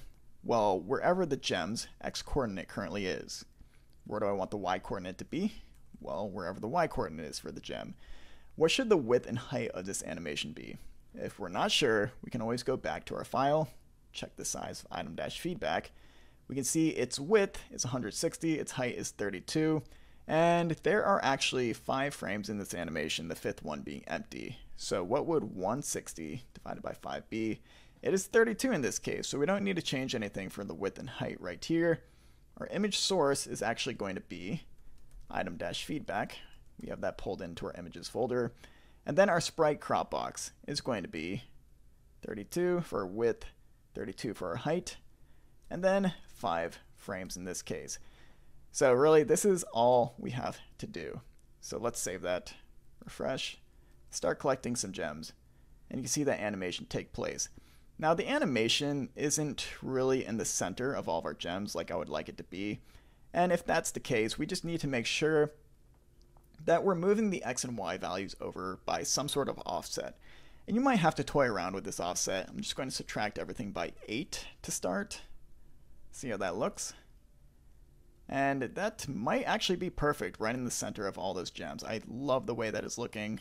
And I'm going to collect a couple over here. Yeah, that is perfect. I don't think I'm going to do anything past that. So the last thing I want to do in regards to collectibles is make sure that I'm tracking their count over here next to our hearts with some sort of interface. So the way I'm going to do this is I'm going to render out some sort of static sprite on the screen, maybe even animated, I don't know just yet. But I'm going to render out a gem sprite in the top left-hand corner here. And then I'm going to add some sort of counter that increases for every gem that I collect. So let's start by rendering out the gem UI. How would I go about doing that? Well, I think An easy way to do it is to go above a init, create a new let called gem, singular. We can even call this gem UI, like so. And what is this going to be equal to? This is going to be equal to a new sprite. And what arguments does a sprite class take? Well, we have it down below. So I'm just going to copy all the arguments right here, paste them within my new sprite, and I want a static value for x and y, so I'm going to get rid of the x, I'm going to get rid of the y. I think we're okay to start this off at a value of 16, 16. The hitbox, I don't really need anything regarding that. I can get rid of the hitbox. The sprite crop box, sure, we can keep that. I think everything else here is going to be okay. Let's just get this rendered out on the screen. I'm going to take the GemUI object, and then I want to call draw on top of this. So I'm going to go down to our animate loop, where we're calling gem.draw for all the gems that should be collected. But for our GemUI, I'm just going to call draw C. So let's see how this looks. I'm going to save, refresh, and you can kind of see the gem being rendered out on the screen. We definitely want to push that down a bit though. So let's go back to where we're creating GemUI. Make sure that the Y is something like 36. Go back to our game. Looking good at 36, but I do want the gem to align with the heart. And if that's the case, I need to make sure that I'm moving X. And I'm just going to toy around with this value, going back and forth until I get something that I like. I think 13 might be the ticket. And yeah, I like the way 13 looks. So I don't need to call update here because I don't actually want this animated. If I were to call update on this sprite, we would get the same effect as we're getting over here with the other gems.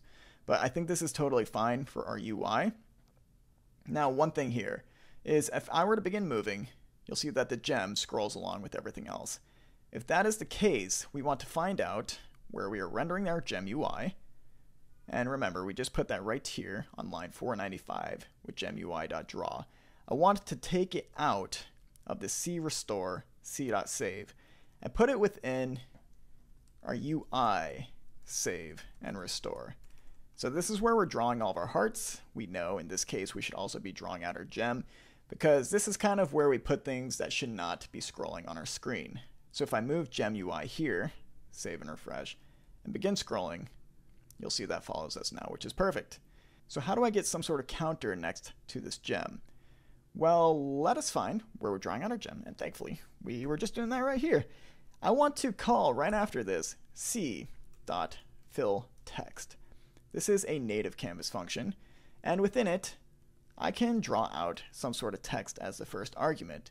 The second argument is going to be an x-coordinate of where I want this text drawn out. I think for x, we said that our gem was at 13, so I'll move this over to 16.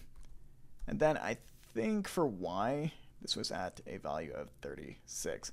So just to show you what this looks like, on save and refresh, we are now drawing out our text at this location. So it looks like we want to bump this down and move it over to the right a bit more. So we'll increase y by 10 and then increase x by 10 as well. See how that looks? Getting better. I can definitely move the x over to the side. Let's try 36. And I'm going to decrease the y by a couple pixel values as well to 43. And I actually liked it better around 45, 46. Geez, what am I doing? Okay, we're going to stay with 46, and then I'm kind of picky about this, so I'm going to go with 33 for x. And I think that looks good for our text position. So obviously, we don't have 4,324 gems. We only have 0 right now. But we want this value to be dynamic and increase as we collect more gems. And if that is the case, I can replace this with gem count. And this is a variable that doesn't exist yet, but if we want to create it, we'll go right above init, create a let called gem count, set it equal to 0, and I always want to make sure that whenever I call init and restart our game, that gem count goes back to 0. And I should probably be doing the same thing for gem UI right here. Whenever we reset our game, I'm going to give us a fresh instance of gem UI, even though in this case it's not really required because this is never going to change in the first place. But just to be safe with our init code, I'm going to do things this way.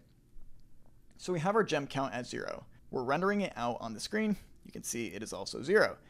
Now we want to increase this whenever we collect a gem. And we know we're collecting gems right here.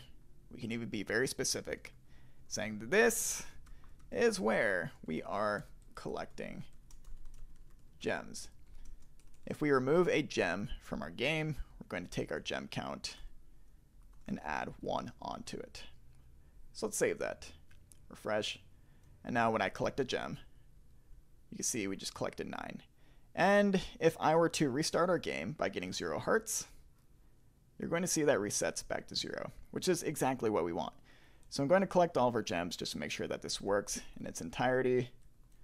Make sure we can see the whole screen there. And yeah, you can see that's increasing over time, which is perfect for collecting items. So really, I think the thing I want to do last is expand our map just to give us some more playing area and make this really exploratory. I think it'll be a lot of fun with the current kind of interactions we have in place to create something very similar to Donkey Kong Country or a 2D platformer in general. So that's what we'll be doing next. So everything is looking really good, but I want to expand our map to make this a more fun and playable game. I want to be able to go down, I want to go a little further to the right over here, and maybe add some gems and more enemies in the process. So how would I go about doing that? Well, we're going to start back over in Mappermate, and in order to expand our map, we want to deal with this rows and calls section down here. So I know I want to go down on our map. I'm going to add probably like 40, 50 rows. Let's extend this to 70. And you're going to see now we have a lot more room to deal with here. And we can always tailor this later on if we want to shrink things and so forth, but I think this is a really good start for giving me some extra boundaries in which I can start extending things. So really, I want to make sure that I'm sticking with the layers that I had prior.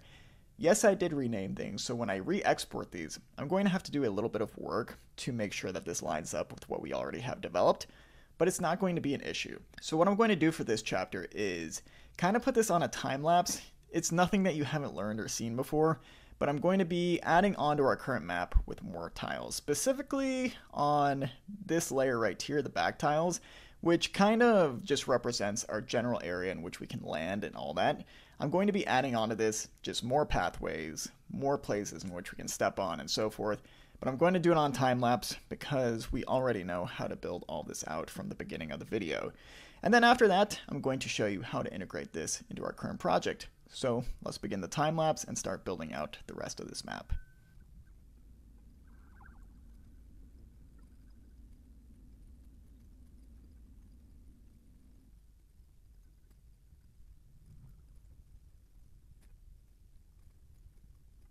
Okay, so as you can see, this is what I came up with. I added like a little cavern right here in which we can explore. I think I'm going to add an enemy down there as well programmatically. Added a few collectible gems. I made sure to put those directly within the gems layer because we know how to deal with those now. And then I added this little ending section which has a smiley face of gems, just a complete wall blocking everything off. And I think ideally I would have some sort of flag or some sort of item over here that kind of indicates this is the end of the map, and then when you hit the end of the map, the game gives you some sort of notice. You reached the end, you're ready to go to the next level, and so forth. So that was my thought process for creating all this right here. And I made sure that within my collisions layer that I added block collisions and then platform collisions for when I want to be able to jump through something like this little block right here. So how can we go about integrating these new changes into our project? Well, what we're going to do is hit export, and we're going to export as the base platformer. So we're going to open up this zip file, and we want to focus on a few things here, but I think the most important is going to be this data folder. We pretty much want the contents of this to replace whatever we have within our current project. So I'm going to copy all the files within here with Command C, go over to our current project. Is this it? No, it's not. Is this it? No, it's not. Is this it? No, it's not. This is it. Okay, Sunnyland is it. Sorry, I was testing things. Yeah, so we have all these files within our data folder. I want to get rid of all these. You can move them to the trash. And then I want to paste in the new ones in which we just exported. So we're on the right track here, but we're not done just yet. There are a few more things that we need to change. And let's start out with what we have within index.js. And remember, this is the newly exported project we're dealing with. So I want to open up index.js, And I want to copy everything from layers data down to tile sets, because this is going to contain all of our new layers, which we need to reference. Maybe they got renamed. We need to make sure that these are all updated for our project to work with our new data. So I'm going to copy these two consts and then go over to our main project in which we've been making all these changes in. I'm going to go inside index.js and make sure that I'm replacing layers data and tile sets with the ones that I just copied. So I want to save this. We're looking good, but there is one more thing we need to transfer over. At least I'm pretty sure this is the last thing. And that is going to be within our new export, we want to open up index.html. So I'm going to open that up within Sublime Text. And we want to make sure that we're pulling in all the correct data files here. So everything that contains data in the beginning, everything within the data folder, I want to copy that. And I want to go to our current project, specifically within index.html, and replace all of our current data folder items with the new ones in which we just exported.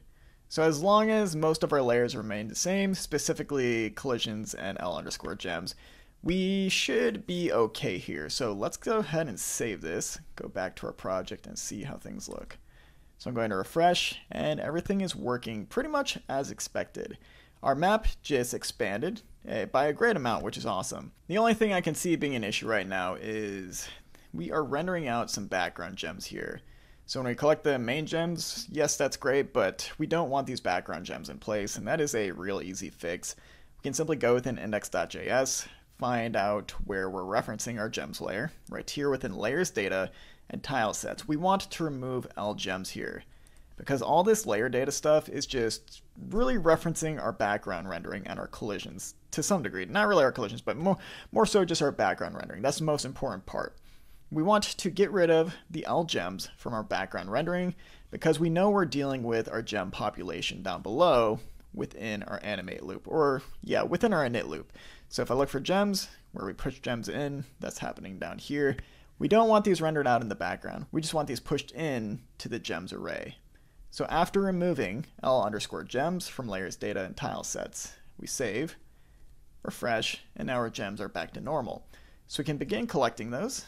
It's looking great, and let's explore the rest of our map. So now I can go down because we added vertical scrolling. I can collect more gems down here. Everything is functioning perfectly. I can go to the right, collect those gems. I added platforms so we can jump through the platforms to make our way back up. Collect the gems over here. And then I'm going to cheat by jumping a lot to get to the end. And I can collect all the gems over here. And really, if you reach some instance over here, that's kind of when you would restart your game, and or at least go to the next level, say you won the level. And that's really all there is to it. So a couple of finishing touches here. I think I'm going to be a little smarter on where I place the opossums, and I want to zoom my map in a little bit because we're looking at a lot right now, and that's okay, but if I were to zoom out to a normal width and height, I believe this is the actual size in which the game is being rendered out on. I just have things zoomed in so you guys can see it better.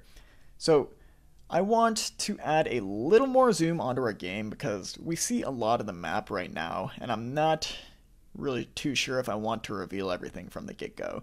I only want to reveal a little bit at a time. I think it would make more sense if we zoom in on our player right here, and then begin shifting our map with a different goalpost value. So let's do that now. How would I zoom in on our map? Well, if we go down to our animate loop, eventually we're going to run into c.scale. And DPR right here stands for device pixel resolution. Depending on whether or not your screen is retina or high res, this value is going to change. It can be either 1 or 2. We want to leave this dynamic, but I do want some sort of default zoom in here. And to do that, I'm simply going to add a value of 1 onto our default scale. And I believe there are 2 locations in which we're scaling things, right here when we're rendering the scene, and then down below for our UI. So I'm also going to add 1 on right here, just to see how things look to start. Maybe we don't need it for the UI, but let's add 1 on. Go to our game, and you can see, yeah, we're zoomed in a bit. The UI looks good. Maybe I will keep things here. Maybe I want to zoom in just slightly more, but I know since I zoomed in, my scroll post is going to be a little further than I would like it to be. I want to make sure that we're moving the scroll post over to the left a bit to take into account the zoom in. Really, it should be somewhere right here, but in reality, at the moment, it is over here on the far right. So let's change the scroll post location. Scroll posts were defined right here for me on line 224. The scroll post on the right was a value of 500. I'm going to move that over to something like 300 and just test things out on the fly. So I'll refresh, go to 300, and I think I want it a little bit further to the right there. Do 330, and if I move to the right, yeah, I really like where 330 is. But I want to test the scroll post location going down and up, just to make sure that I have enough room to see down beneath me. I think when I'm going down, that I want the scroll post to be not like right here, but a little higher up. And to do that, where we have scroll post bottom, I'm going to subtract a value of around 50. You really just want to toy with this. You can even turn on the debug and render these out as rectangles, but I just kind of want to go a little quicker, I would say, in this case, and just test things manually. Nothing wrong with that. And I think that is much better for the scroll post bottom. We can see more beneath us as we travel downwards, which is exactly what I want. So I'm going to move back up with this new zoom value, go to the right, and yeah, I really like the way this is looking with that new zoom. If I go over to the far right, yeah, we still have that going on over there, but I think it is okay for the time being. Really, we could do what we did at the beginning and prevent any scrolling from happening once we reach the far right-hand side of the screen. But yeah, like I said, I think it is okay for the time being. Let's focus on the more important parts right now, which is going to be the opossum placement. So we have 4 being spawned here. I think I only want 1. I want to introduce the user to the enemies very slowly so that they don't die right off the bat. So where we're creating new opossums, I'm only going to stick with 1, and that's going to be the one on the very far right side. So I'll get rid of the last 3, save, refresh, and now we only have 1, which is absolutely perfect for what I'm looking for. We do have this little guy being rendered out in the background though, and this is an easy fix. Yes, we could have gone to MapperMate when we were creating our new extension, and we could have erased him from whatever layer he's on, but we can also do that programmatically. So let's find out what layer the possum is on, and it's going to be decorations. And you can see it's kind of near the middle of the map there. So if I look within our decorations data over within our project, we should see a lot of zeros, and then there's going to be one location really near the middle of our map in which we don't have 0. I want to replace those symbols with 0. It's kind of jank the way I'm doing this, honestly, but I think it works for what we're trying to do here. So that layer was called L_decorations. I'm going inside of my data folder here, selecting that, and I know around the middle I should have something that is not a 0. And I know all this grouping right here, all these grouping of numbers, those are probably related to the house that we had on the far left for that layer. You can see that lights up, but I want something a little further, and I think that is going to be a value of 90. I'm going to say it's 92, 93, and 94, and then 51 and 52 are going to be our sign. So yeah, just look for values in 92, 93, 94 in this case. They should be the exact same for your project, but hopefully it's not too difficult for you to change here. So I'm going to change those 3 values to 0, and if this is too difficult, you can always just go to MapperMate, erase the opossum, export it, and then replace all this with your new decorations data. But in this case, this should work. So we're going to get rid of those 3 values there, save, go back to our game. And yeah, almost. It looks like that rendering is mostly gone, but I had 2 tiles on the top of it as well. So if I go up 1 row, you can see that we have values of 57, 58, and 59. I'm going to replace those with zeros, like so. Go back to our game, and now we are good with removing that annoying rendering there. So there's one opossum. Where else might I want one placed within our game? Well, I'm thinking within this little tunnel that I created here, I'll create 2 or 3. And then at the very end, maybe I'll do 1 surprise opossum. So how do I find the values for this? Well, I could tell you, I don't have this implemented just yet.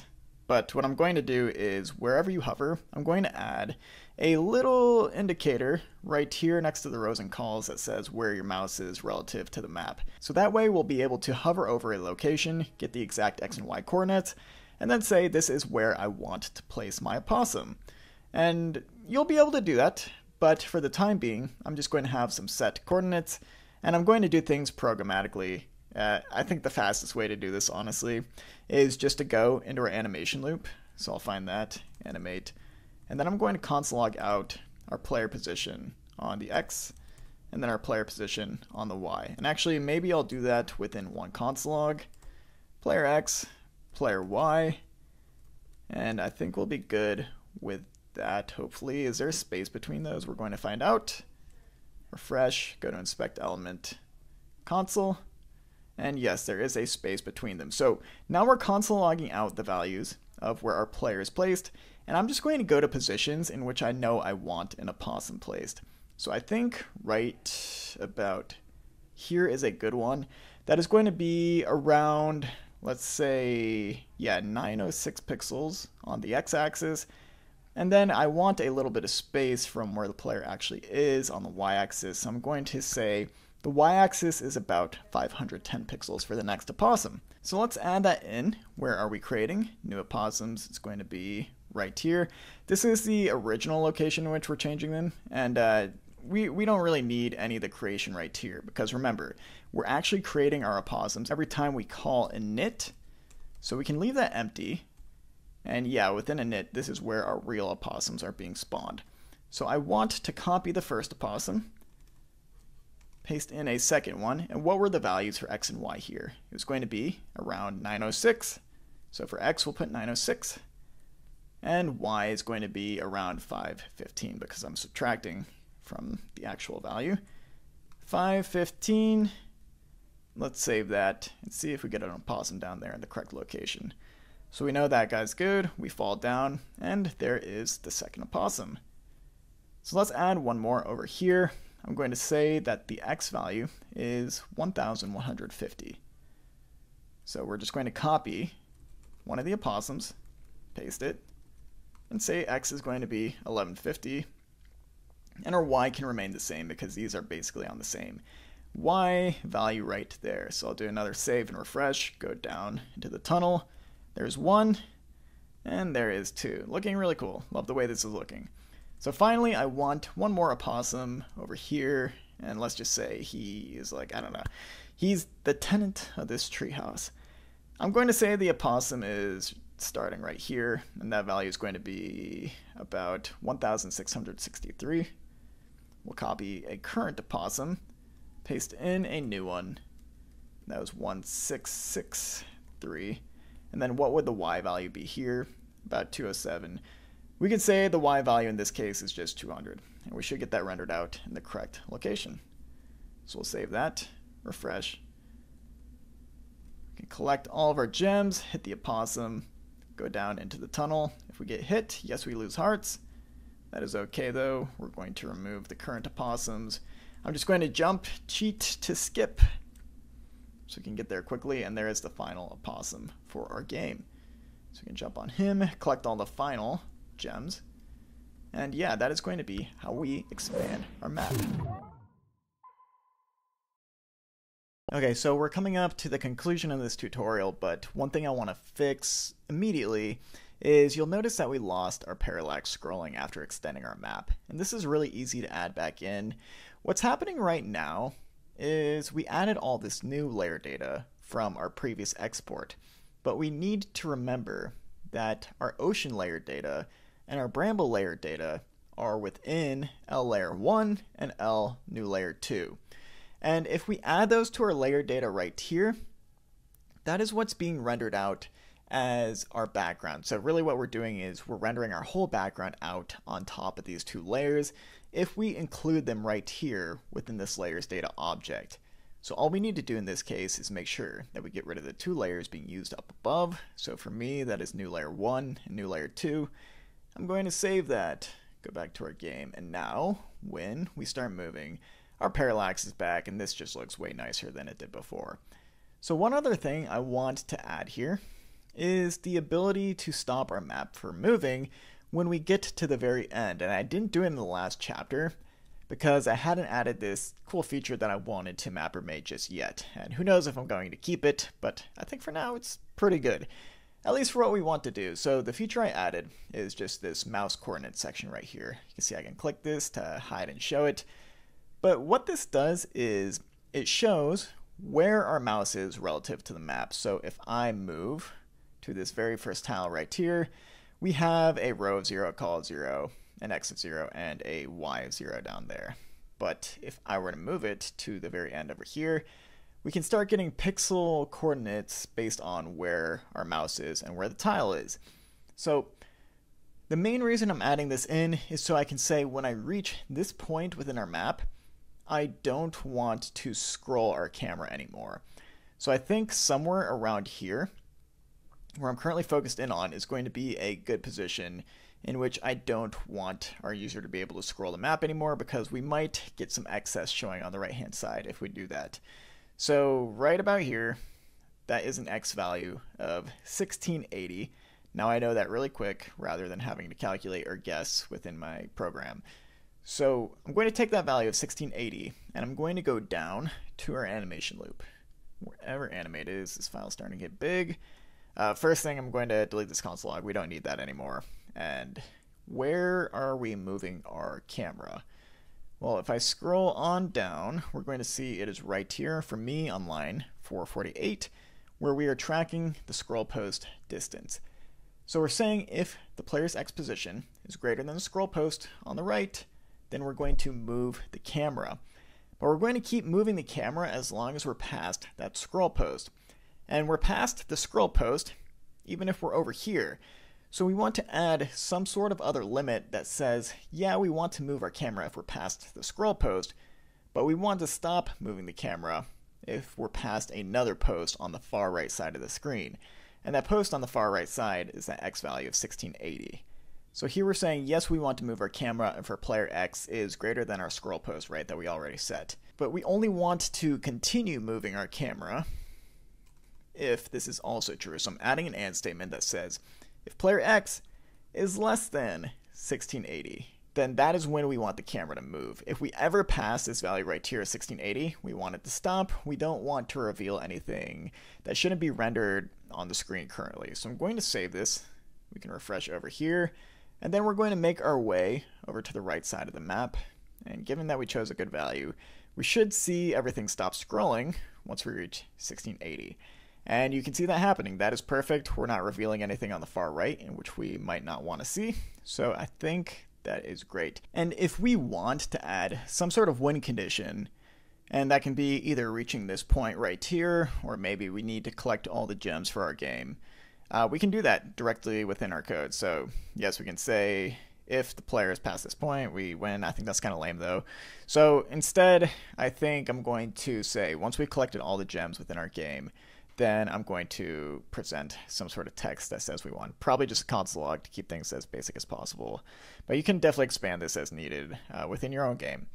So yeah, if we scroll up above, this is where we are collecting gems. We even made a big comment to note that. And as our gem count goes up, the items within this gems array goes down. So eventually gems is not going to have anything within it. And if gems doesn't have anything within it, that means we collected all the gems within our game. So really simple right here. For every time we remove a gem from our game, we're going to check the length of the gems array. And if this is ever equal to 0, meaning that we collected all of our gems, we're going to console log out. You win. Wow, how original. So actually, let's make sure we save that. Sorry, refresh, and then I'm going to collect all the gems. I'll put this on a time lapse.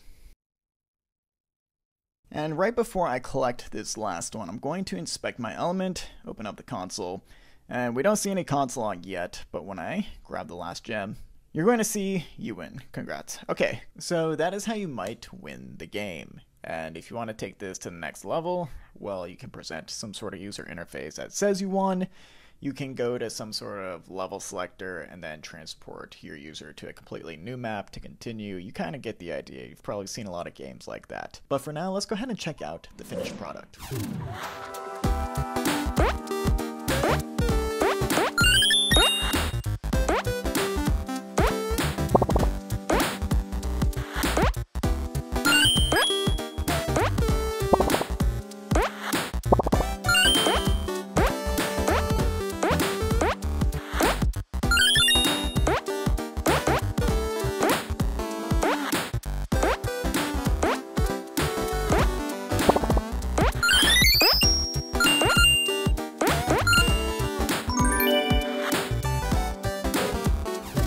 that's all I got, everyone. Thank you so much for watching. I really appreciate every view that comes into these videos.